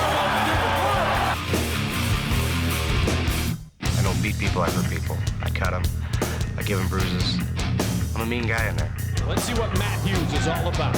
He is touted as one of the best in the world. His record speaks nothing for me. Matt Hughes victorious here tonight. So many top guys wanting to take my job away from me, wanting to take my title away from me. Sean's 22-0. Says he's undefeated, this and that. I'd be an undefeated guy, and everybody's undefeated until they lose once. Look at this. Big brother. Could be the finish. He brings it down hard. The patented move of Matt Hughes.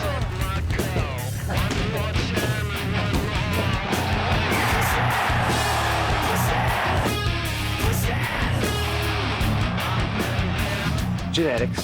I'm just a gifted kid. I've got a twin brother, and he hasn't worked out for 2 years, and we look just alike. He's cut up, he's built. He's, I'd say, stronger than I am still. So genetically, I'm just a gifted person.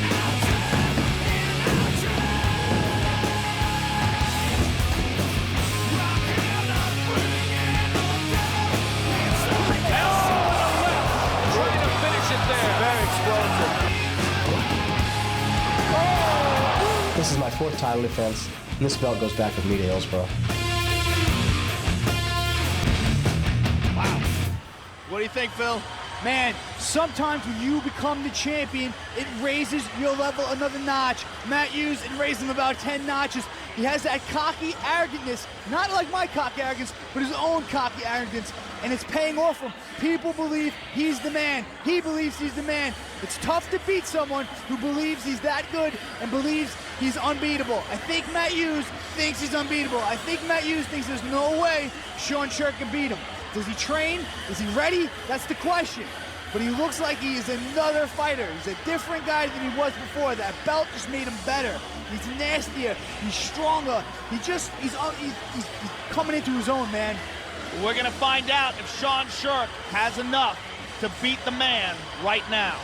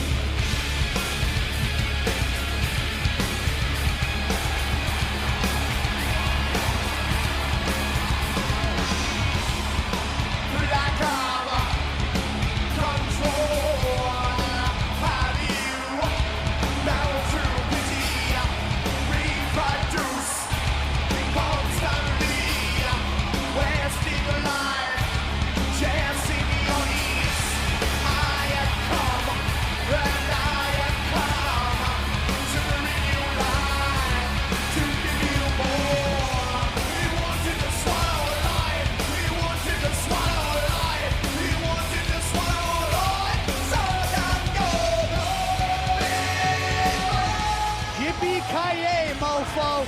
This guy is an excellent wrestler. He don't just look like he's in shape. He is in shape, and he is very strong. He's a juggernaut, a powerful wrestler, extremely quick, loaded with fast twist muscle fibers, and he's well versed in submission. This kid is a tank, and he wants Matt Hughes to know that he's coming after him.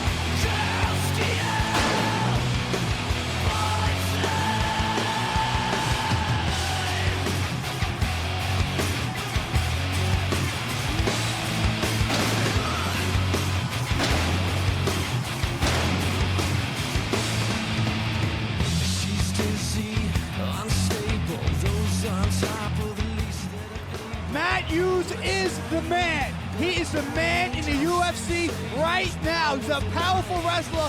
He worked on his striking. He has a big size advantage. One thing that you gotta respect about Matt Hughes, he's not afraid to defend his title. Like some people we won't mention. He's not afraid to defend his title. He's in the house right now, and he's ready to rock and roll. This guy is a stud. He's the ever-confident and ever-improving champion.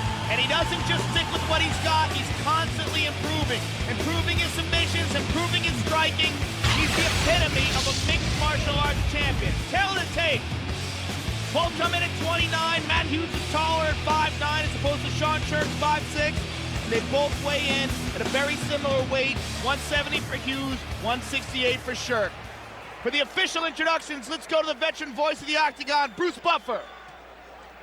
Ladies and gentlemen, this UFC championship bout is sanctioned by the Florida State Boxing Commission with Mr. Alvin Enton, Chairman, Mr. Eduardo Lacasa, Vice Chairman, Mr. Don Bowen, Mr. Jerry Wages, and Dr. Donald Perry, Commissioners, and Mr. Chris Meffert, Executive Director. Our judges at Octagon side are Mr. Jeff Mullen, Mr. Douglas Crosby, and Mr. Eddie Millis. This bout is sponsored by the Gordon Biersch Brewing Company. Beer like it ought to be.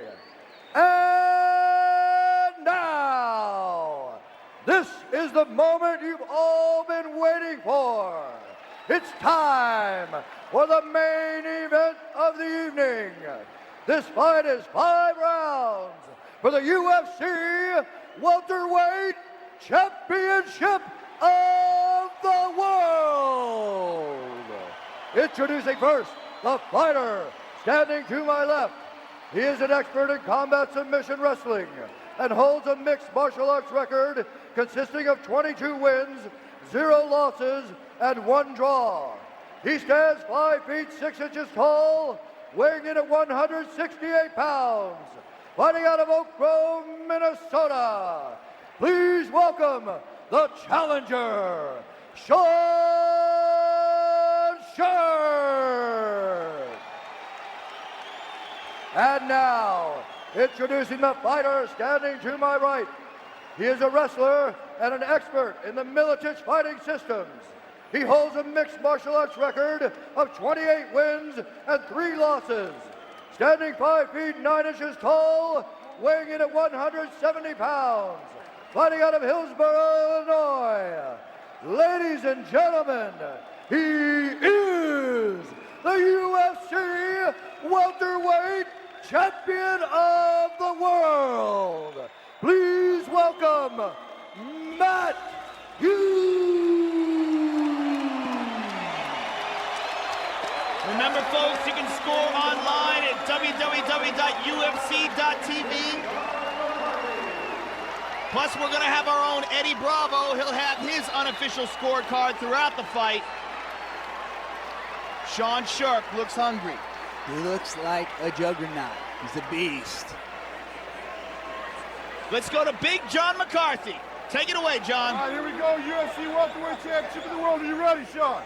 You ready, Matt? Let's get it on. Come on. Matt Hughes looks a little dry. He don't look like he's warmed up properly. Sean Sherk has a good sweat going.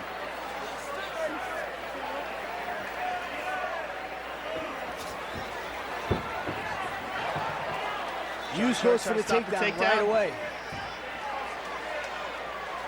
He's got it.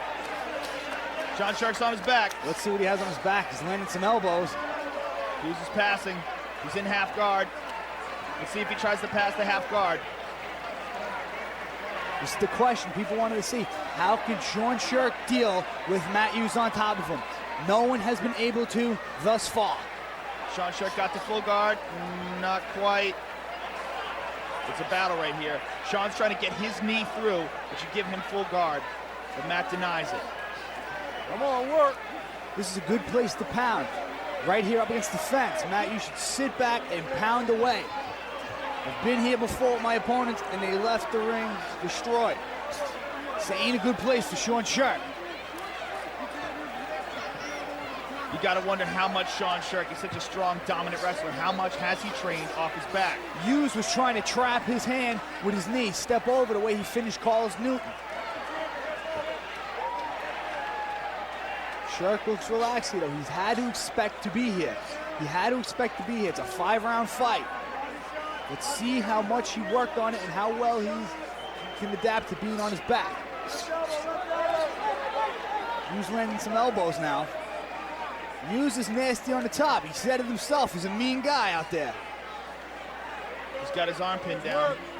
He's got his arm. Looks like he's looking for an Americana or something. Yeah, looks like he's looking for a high key lock. Look at that. Instead, he's in a pound, I believe, with his Let's right go. hand. Let's work it out. Come on, improve it. A little shoulder drop.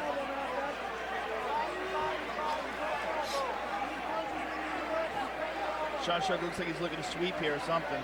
I think he's looking to just tie him up and try and get the restart. Let's go. Let's go. But I was here with Big John. Big John won't really start you up from the half guard. You got to contain the full guard for Big John to stand you up. Matt Hughes with some big punches. His prediction for this fight, I talked to him yesterday, and he said basically he believes Sean Sherk is a tough guy, but he thinks that everything Sean Sherk is good at, he's better at. He thinks he's a better wrestler, he's a better striker, and he thinks he's got better submissions. And Sean Sherk knows that. And one thing he disagrees with is that Matt Hughes is stronger than him. He does not think Matt Hughes is stronger, and he thinks he's faster than Matt Hughes. But Sean Sherk has a big cut right now. Cut over his right eye. It's a nasty cut. Sean pushes and he's up fast. Whoa. He's going for a guillotine.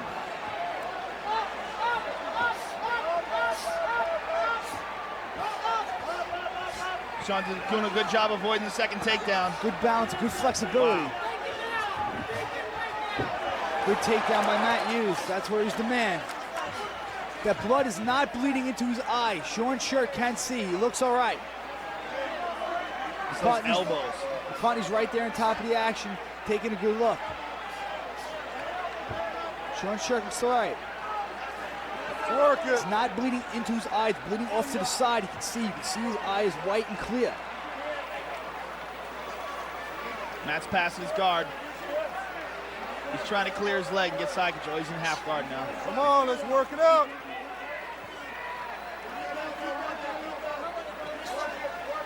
Raining down those elbows, that's going to open that cut up. People, oh man. Yeah, right on the cut. That's going to open it wide open. Right on the cut. That will definitely open it up worse. It's pretty bad. They got to wipe it off. You know, that blood gets smeared around, especially when guys are on the ground. I just hope the fight does not end this way. Matt keeps secure. He keeps holding down an arm like he's looking to finish. Nah, he's looking to hold that arm down and pound with the other one, leaving it open. Oh, yeah. Oh. Sean Sherk's tough, though. He's trying to fight back. He's all right. Come on, work it out, work it out. He's just going to hold on here, it looks like. Fingers out of his face. 30 seconds, and Stitch will have some time to work on the cut. His cut man will have time to fix him up. We remember the fight with Matt Hughes and Carlos Newton when Matt got side control and Carlos just pounded him down with elbows until he wound up stopping him. Matt Hughes is tough right here, man. He's digging into that cut. He's trying to open it up some more. He's smart. Give Sherk credit. He survived. Cut right there. I'm sure the doctor's going to look at this in between rounds. Fight the takedown as hard as you can. Don't try to strike. Doctor's checking out Sherk's cut now. UFC cut man, Stitch is in there working on it. And they wipe that blood. Sherk is in shape, man. He pushed the water away. He doesn't want water. He wants to fight. He's got to be frustrated right now. He worked so hard to get here, and that round was just total domination. Man, it's off to the side. You got the best cut man around in there with him. Second round coming up, Sean. Want to get a good look at it. Let's see how people scored it at home. Let's go to the online scoring. Second round coming up, though, all right? They agree with us. 85% of the people. Let's check out Eddie Bravo's unofficial scorecard. Eddie? Well, it's pretty easy to score that round. Complete domination by the champion, Matt Hughes. I'm giving him a 10-8 round based on that cut. He didn't land that many punches on the ground, but he did enough to open up that eye of Sean Sherk. I got a 10-8 for the champion, Matt Hughes. I got it 10-9. I got it 10-9. Sean, are you ready? Disagree with Eddie Bravo. Get it on. He didn't dominate. He cut him. He cut him. He didn't dominate him. Whoa, Matt Hughes. Good round pick. striking. You said he wanted to stand up. He said he wanted to show his skills. He's throwing him. Good jab he lands. Sherk firing back. Go, it's work. Good kicks. Sherk's got to move his head. He's a little stand still right there, right in front of you. Hughes can pick him apart. He's got to move his head, get that little bop. Matt's got a leaping in punching style. It's very unorthodox. He like springs in with punches. He shoots in for the Because it's the same kind of technique that he uses when he shoots in to take a guy down. He's got that explosive spring and he uses it to fire off his punches. Watch your head, Matt. So that's Watch very your head. frustrating right there.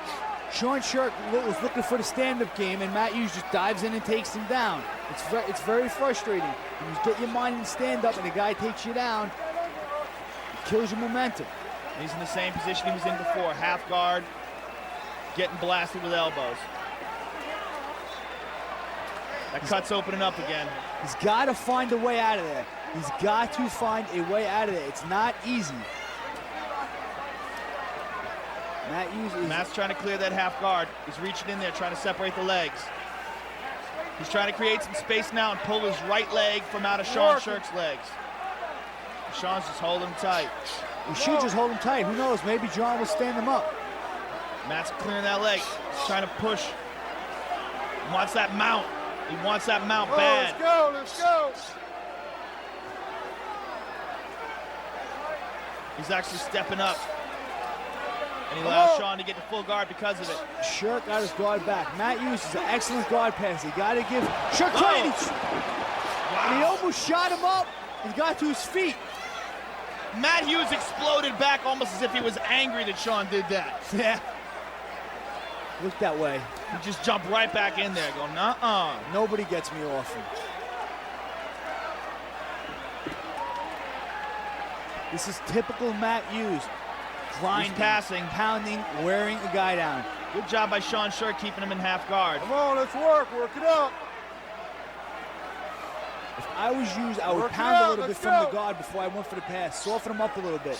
Sherk is tough at getting past his guard. Do you distract the guy with punches to try to pass his guard? I would pound him a little bit. I think the reason he passed Carlos Newton's guard so easy because he hurt him earlier. Pounding him up. When you're getting hit, you're not worrying about your guard, you know? Going for a Kimura, looks like. Looks like he's setting up a Kimura. Come on.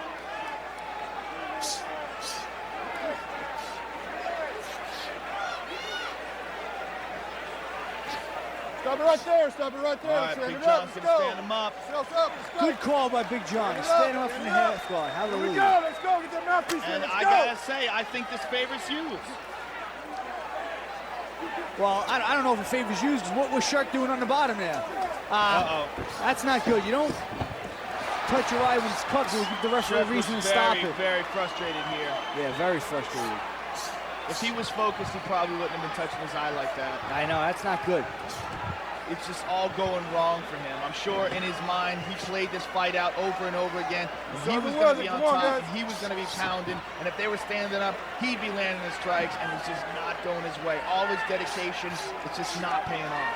I don't know if I agree with you there. I believe he knows that Matt Hughes is the stronger guy. I believe he knows Matt Hughes is a great wrestler. I'm sure he prepared to be on the bottom. How could you not against Matt Hughes? I did in my last fight against Matt Lindland. You got to prepare to be in the worst place and where your opponent is his best. And that's where Matt Hughes is in his best place, and this is where Sean Sherk is in his worst place. I'm sure Sean prepared from his back, but he firmly believes that he's stronger than Matt Hughes. He said it to me, and he really believes it. He thinks he's training harder, he thinks he's in better condition, and he thinks he's going to outlast him, but clearly that's not the case. Well, those things might be true. He might be stronger. Just because you're stronger doesn't mean you can't be taken down. I think I'm a lot stronger than Matt Lindland. Get out, let's go. And he might be in better condition, but you know, you can't see it off his back.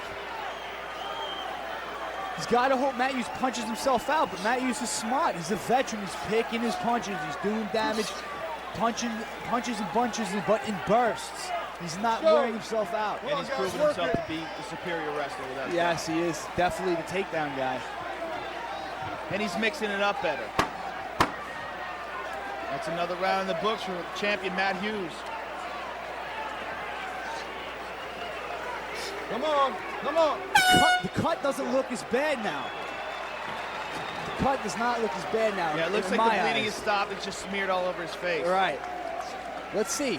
He's got to ask himself now, do I want to continue? He's got to tell him he can see and everything's fine. Good round coming up. We're going to go to Matt Hughes' corner now.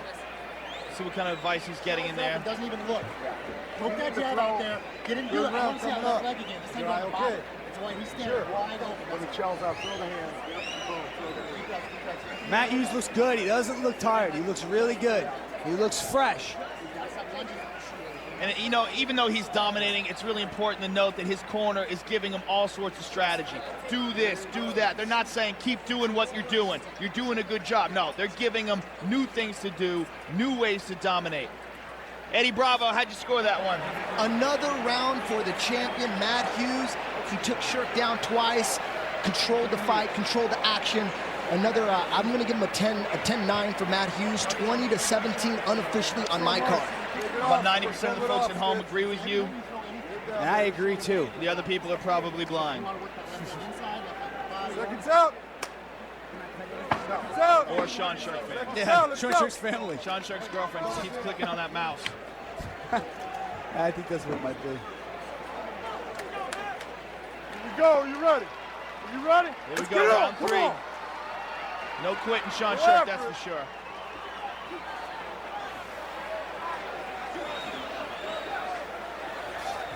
Both guys exchanging jabs. The blood going in Sherk's eye. He's got to forget about that. He's cut. He can't do nothing about it. Shoots for the Good takedown. shot. He's in on the single leg. He should run the pike, try and sit Matt Hughes to his butt. That's what he's got to do. Not worry about strikes here. He's got to finish his takedown. Wow. Matt Hughes, good hips. Takedown defense. Good hips. Heavy hips. Stops. Body. Breaks the lock. Wow. Pushes him off. Come on, work. If I was Sherk, I would go for the shot again. Fake a jab and shoot hard double leg. You're not worried about getting hit when you're underneath there. Keep your arms locked. Good high kick by Matt Hughes. 1-2. Matt Hughes springing in with those punches. See how he springs forward when he punches? Yeah, he springs off his back foot. Sean Sherk with the takedown. Now we get to see Matt Hughes on his back. Wow. This is the big question. And he puts him up against the fence. Matt Hughes, is good here, though. You've seen him against Carlos Newton. He's tough here. But Sean Sherk is good on top, and he lands an elbow. Good elbow. And he's fighting to be back in the guard as Sean Sherk. Well, let's see if Hughes Matt with an Hughes elbow tries from to the submit. bottom. Hughes with an elbow from the bottom. What kind of guard does Matt Hughes have? Is he just going to hold on, or is he going to try to submit? No, Matt Hughes is a good guard, but as you can see, those strikes will soften it up and cause him to open it. Those are nasty elbows. That's what cut Benji Radek.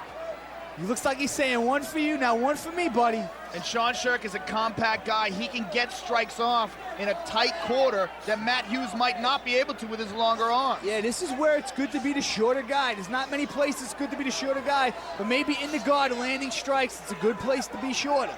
Sean Sherk has a vicious ground and pound. If anybody can match Matt Hughes' ground and pound, it looks like Matt Hughes is going for the Kimura. He's going for another Kimura, and he has it. I had Matt Woodward here in our last fight. He's got to keep his legs locked. Right, he's got to hold the guard. He lost half guard. He lost half guard. He could still get it, though, right here. He has to roll him through, but watch the armbar. He can be armbarred. He's fighting his guard back, and he's going for the armbar. He's got Sherk in the armbar position. He's going for the Kimura. Sean Sherk is trying to step over. This is a funky Kimura position. I told you, Hughes is a good guard. It looks like he should go for the armbar here. I would switch off to the armbar. The fence is keeping him from getting extended, but I would still go for the armbar. Sean Sherk's gonna pop out, get loose, explode out like he did. Wow. Good defense fight by Sean Sherk. Good action. Wow, that was close. Come on, let's do something. Matt Hughes has got an open half guard. Sean Sherk could pass. Sean Sherk should pound a little bit right here. He keeps driving forward. He tries to stay between the guy's legs, and he's landed some shots. He kept his composure. Everything was going Matt Hughes' way. Now it's going his way. That's why you should never quit in a fight. Come on, let's improve it. Improve your position, let's go. And this is why I like 5-round championship fights. This is what separates the men from the boys, round 4 and 5. And Matt Hughes is landing some from his big ear. shots. His left ear is bleeding. Stop it right there, let's stand it up. Come Either on, that up, or up, it looks like it's bleeding. It could be Sean up, Sherk's blood from his eye, but it doesn't look like it. And he stands him up. I thought Sherk might have been working enough. Does Matt Hughes look tired? That's the question. Guys, whoa, big uppercut. And another takedown. Hughes using elevators. How did Matt Hughes prepare for this fight? We're going to find out. Sherk very nice, avoiding the sweep. There's 2 rounds left in this fight, fellas. That's the championship rounds. Check. It's what separates the men from the boys. I like to have Matt Lindland in round 4 and 5, I'll tell you that much. Does that guy haunt you when you sleep? Yeah, dude. Woogie. It's killing me. All I hear is that damn banjo. Come on, work. Let's go. Gotta work. Sean Sherk throwing some elbows from the top. Sean Sherk has put himself back into this fight with a very, very strong 3rd round. 2 takedowns for his credit. I got to give that round to Sean Sherk. Eddie Bravo, what's your scorecard for that round? We're going to go to the replay here first. Look at this funky Kimura. He's going for a Kimura. Jeremy out. And then he switches to an armbar. Outside. Now the key to that position right there is that he lost a half guard. And now he switches and comes over the top for the armbar. Right now he's still in Kimura and he switches to the armbar. That's very good jiu-jitsu. A very, very good submission right there. 4th round, Sean. 4th round. Sean Sherk's got excellent defense. His Sherk right uppercut, left and then the takedown. And double leg takedown. Excellent. Matt Hughes tries the sweep. Coming up. Now we're going to go to the online scoring. He doesn't want the water, Sean Sherk. Brought to you by Black Ice. We see Sean Sherk, 59% to Hughes, 41%. Let's see how Eddie Bravo has scored. Eddie? Pretty simple round to score. I'm going to give round 3 to the challenger, Sean Sherk. Although Matt Hughes did almost pull out the Kimura, almost had an armbar, Sean Sherk got 2 takedowns and did a little grounding and pounding of his own. It's 29-27. Matt Hughes. Close only counts and horseshoes and hand grenades. This ain't horseshoes or hand grenades. It's a UFC, and close don't count. I give the round to Sherk. I agree. Sean Sherk dissing out a taste of Matt Hughes' own favorite medicine.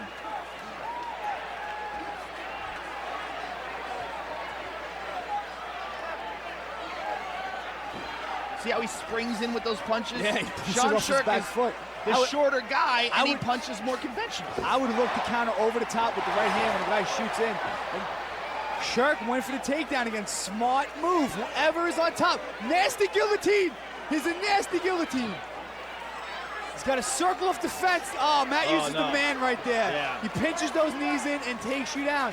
Sherk was smart. Whoever is on top in this fight has the advantage in his winning rounds. Matt Hughes does have some submission down the bottom, but whoever is on top has the advantage.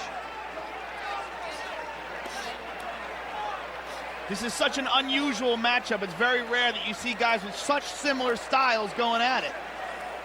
And again, it's so unusual for Matt Hughes to ever get a taste of his own medicine, but right now, Sean Sherk is getting it in spades. He's in his half guard.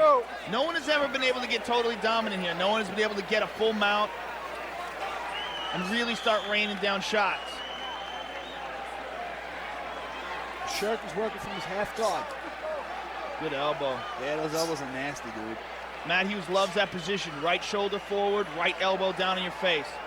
He's just deadly from there. I think he's going to go for the key lock up high and then drive that elbow back across.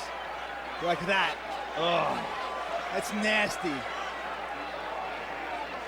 He should look to pass here, though, don't you think? I think he's in a good position, man. He should put his right elbow on the other side of Sean Sherk's head and slam him back into him. There's a good elbow. He's going for the Kimura again. He likes that Kimura. He's a strong guy.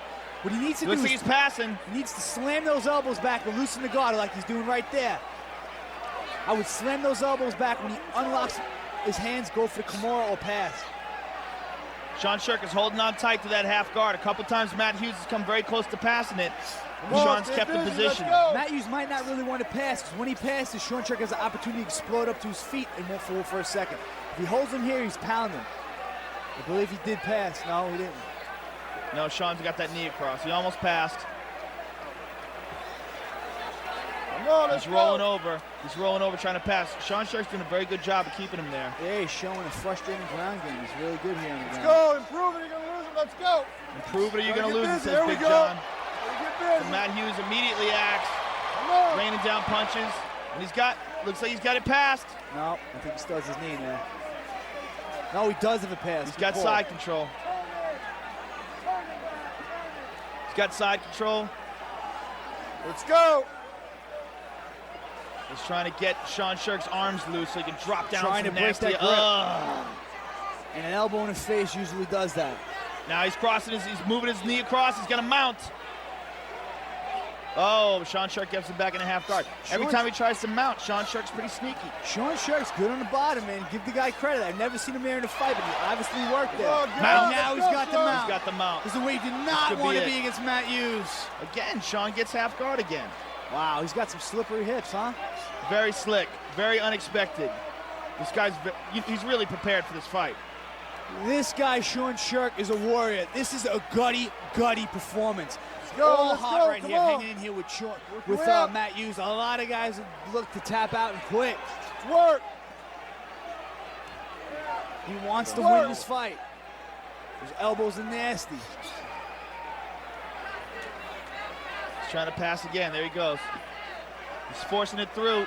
Work it. Let's go. Come on. Inching that knee through, and he's slippery right now. Oh, Sean Sherk. Good job by Sherk. The referee might think about standing this one up here with 50 seconds left. I'm sure Big John's looking at that right now. Come on. He's got that half guard locked tight with his legs there. You can't see your monitor. Big elbow, right in the eye. Sean just checked his eye. He just checked the cut right there. That one hurt. Let's go, let's go. Come on.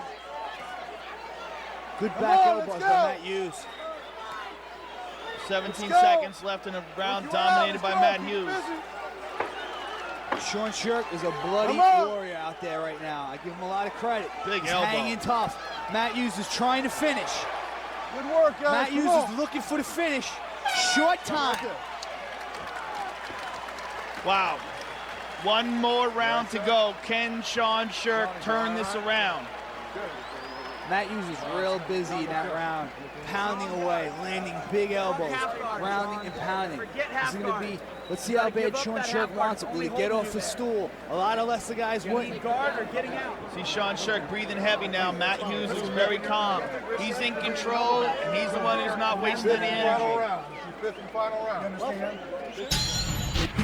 Look at these big elbows, just dropping them. You can see that these are hurting Sean Sherk. You see later on, check his eye. He's taking a beating on the bottom. Hughes controlling that hand and driving the elbows across. That's a very, very good technique. Let's see the online scoring brought to you by Black Ice. Hughes 71% to Sean Sherk 29%.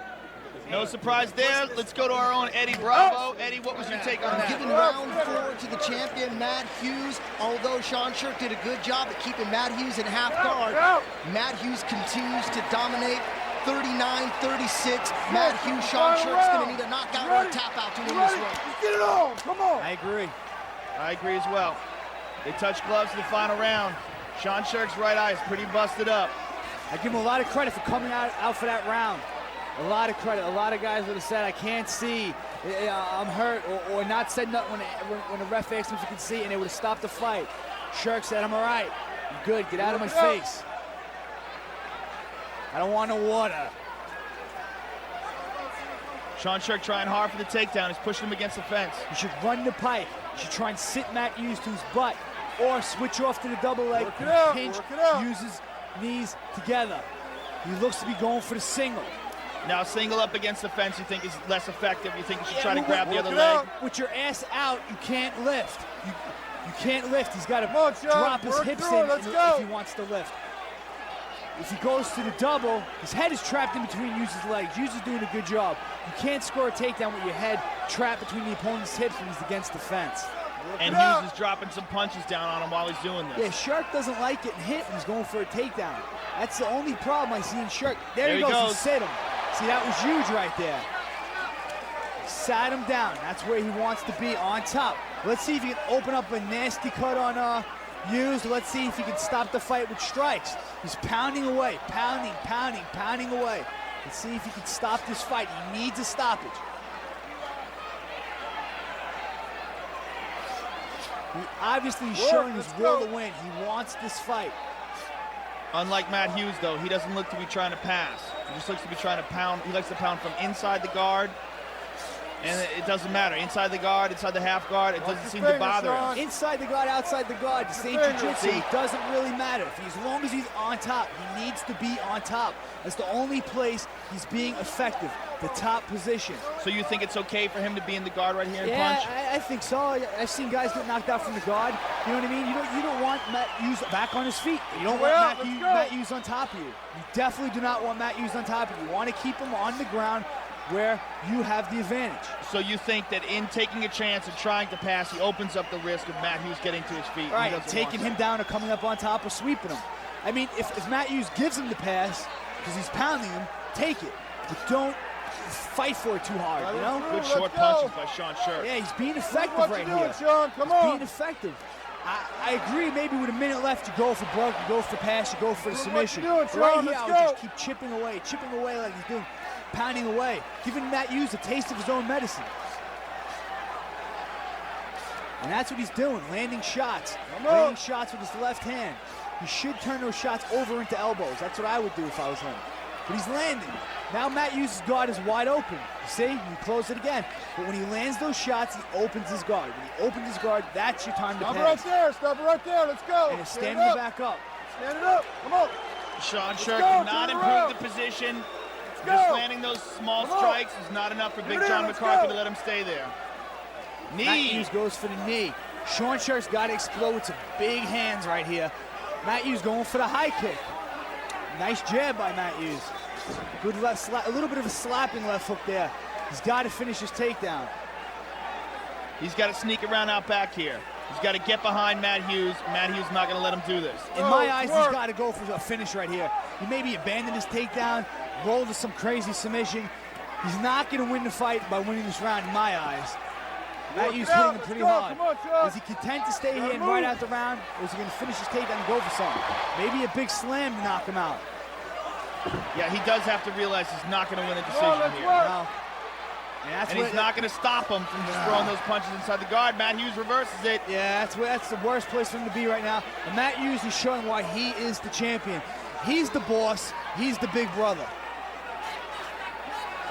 Matt Hughes now landing elbows of his own. More work. Sherk very, very gutty, but Matt Hughes is dominating right now, taking over and showing why he is the champion. Right now, the most dominant fighter in the UFC.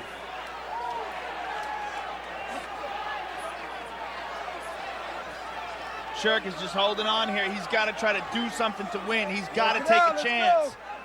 Come on. You can't really think of what you do from this position.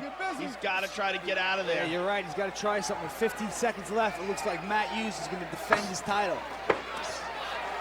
I don't think there's any question at this point. Yeah, Matt Hughes is a stud. He's the man. He's the UFC champion. And he's not content to let it end like this. He's trying to pound him out. Good fight. Great fight by both competitors.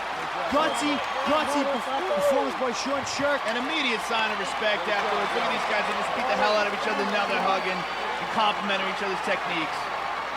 Oh, I'm not sure if they're complimenting each other's techniques. Nice elbow, buddy. You hit me pretty hard there. Well, that's what Matt Hughes, he said nice something. Maybe Lisa Durgan could ask him. Nice fight. Nice fight. And what a fight. What a Two fight. warriors. Matt Hughes is the man. Just so dominant. Not afraid to defend his title. If there was ever a guy who was going to offer him a threat, it was going to be a guy who was a lot like him. And Sean Sherk just came up short tonight. I think the only guy that can give Matt Hughes a problem at his weight class is a guy who's really, really good defending the takedown and nasty striking. Like Pele, a guy who's beaten him in the past. Yeah, did beat him before.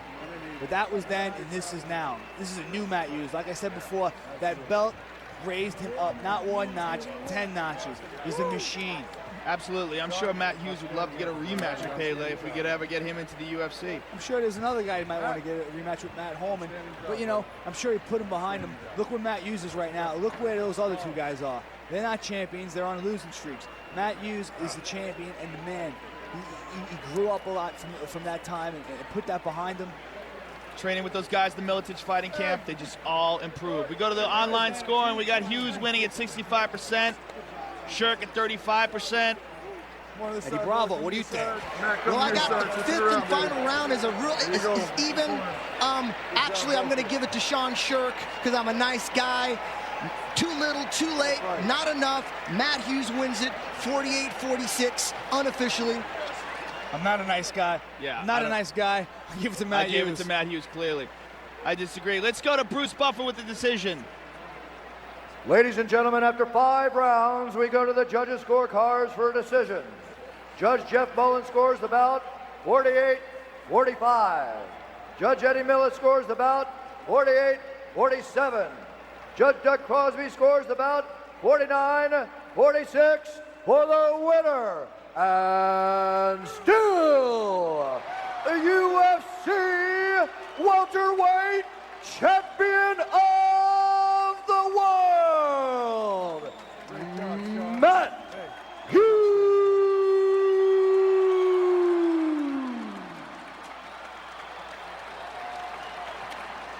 What can you say to that? Great decision, great war, great fight. Great victory for the most dominant champion in the UFC. And our own Lisa Durgan has the champ. Where do I even begin? He put up such a good fight for you. Did you expect it to go all 5 this strong? I actually thought when I got him on his back, I'd do a lot better than I did, but I knew Sean would come in ready for 5 rounds. Just that type of an athlete. He's a lot like me. He's gifted genetically. Is there anybody that can take you down? Well, Sean did it twice, I think. Take your title. Take my title. There's a guy out there running his mouth, Frank Trigg. I'd like to give him a shot. And I'm a very team-orientated person, and I think Pete Spratt. I need to maybe go against him. He beat my teammate tonight. What do you think your strength was tonight in all this? Because we saw 5 solid rounds. It was a great match. My strength would have to be my experience. Sean's 22-0, but he's just not quite fought the level of people I have. I want to say a couple things. I want to thank my sponsors. First off, Joe Gold at Full Contact Fighter. He's been with me since the beginning. Fairtex, internationalsportswear.com, mfs.com. I want to thank bikenights.com and WTAN Sports, Randy Harris. And I want to thank my team, Militich Fighting System. That's right. It's who I train with. It's made me who I am. I want to thank the crowd that came with me tonight. And I want to thank my buddies at home for tuning in and watching and supporting me. All right, still the welterweight champ, Matt Hughes, everybody. Give it up. Thank you. Thank you, everybody. That's a bad man right there. That was some fight. That was some fight. Those guys went to war. Went to war, and Matt Hughes proved once again why he is the most dominant champion probably in the history of the UFC. He's a badass. I agree. He is. He's running through everyone. He's like a train. He ain't stopping them. He is the man right now, and he is defending his belt like no one I've ever seen before. UFC 42 is brought to you by TDK Media Active, publishers of UFC Tap Out 2 on the Xbox video game system from Microsoft, now on sale. Miami Biscayne Bay Marriott, Gordon Biersch Brewing Company, beer like it ought to be. Black Ice Raging Energizer, an all-natural dietary supplement found at TryBlackIce.com. Can you handle it? Militich Fighting System, we breed champions. Check out the famous Pat Militich and his sportswear at TeamMFS.com. Tap Out Award of the Night tonight goes to Cabbage. A cool dude with cool tattoos and an inspiration for guys with guts all across the world. Cabbage looked good. His hands were fast, and he got the job done. He landed his signature left hook to put Sean away. He's dedicated now, and he's a dangerous man in the heavyweight division, no doubt about it. Let's go to Eddie Bravo with his final comments for the night. Thank God I didn't put any money on these fights. I would be penniless and insane right now. Except for the Matt Hughes fight, I was wrong about every fight. Just goes to show you, you never know what's going to happen in the Ultimate Fighting Championship. Can't wait for the next one. Back to you, Joe. Lisa Durgan, what is your final thoughts for the night? Joe, my God, I was actually really happy for Pete. I thought Robbie was going to do a little bit better, but that was a really exciting thing. And then Matt Hughes, still the champion and a nice guy. I was happy for him. Oh my God! I was happy for Pete, just like you were happy for Stop it. I knew the girl voice would come out. Just like she was happy for Matt last time. Well, you know what? A fantastic night of mixed martial arts here in Miami. What more could you ask from a fight card than what we got tonight? Man, that was a great card. I heard Robbie Lawler dislocated his hip, and that's why he had to stop. It was a serious injury. You know, my heart goes out to him. I tore my pec. I'm going to be out. You'll see me back later this year, man. I'm knocking somebody out. I'm taking it out on someone in the octagon. I'm sure Robbie Lawler will do the same. Injuries are the part of the game. We all know that. If anybody wants to have any information on the UFC, go to www.ufc.tv. Fighter stats, bios, pictures, upcoming events, you name it. See your badass bio profile. Wayne Ludwig, Genki Sudo. What a bunch of wars. Ludwig comes away to Victoria. Evan Tanner tonight. We saw Evan Tanner. He was stopped by Rich Franklin. Rich Franklin proved to be the better kickboxer. Rich Franklin, impressive debut. Sean Alvarez. And of course, the man, Cabbage. Cabbage stopped him with his trademark left hook. Sent back to the Boogie Down Bronx. Strasser proved to be the guy who wore out Romy Arum, taking the decision. And Pete Spratt, the underdog, 4-1, taking out Robbie Lawler with leg kicks. The heart goes out to Robbie Lawler. I think he'll be back. I'm sure he'll be back. I'm sure he'll be back. And then, of course, finally in the championship bout of the evening, we saw the man, Matt Hughes, pound away a decision to his toughest challenge to date, Sherk. I think he's the first guy to go the distance from Matt Hughes.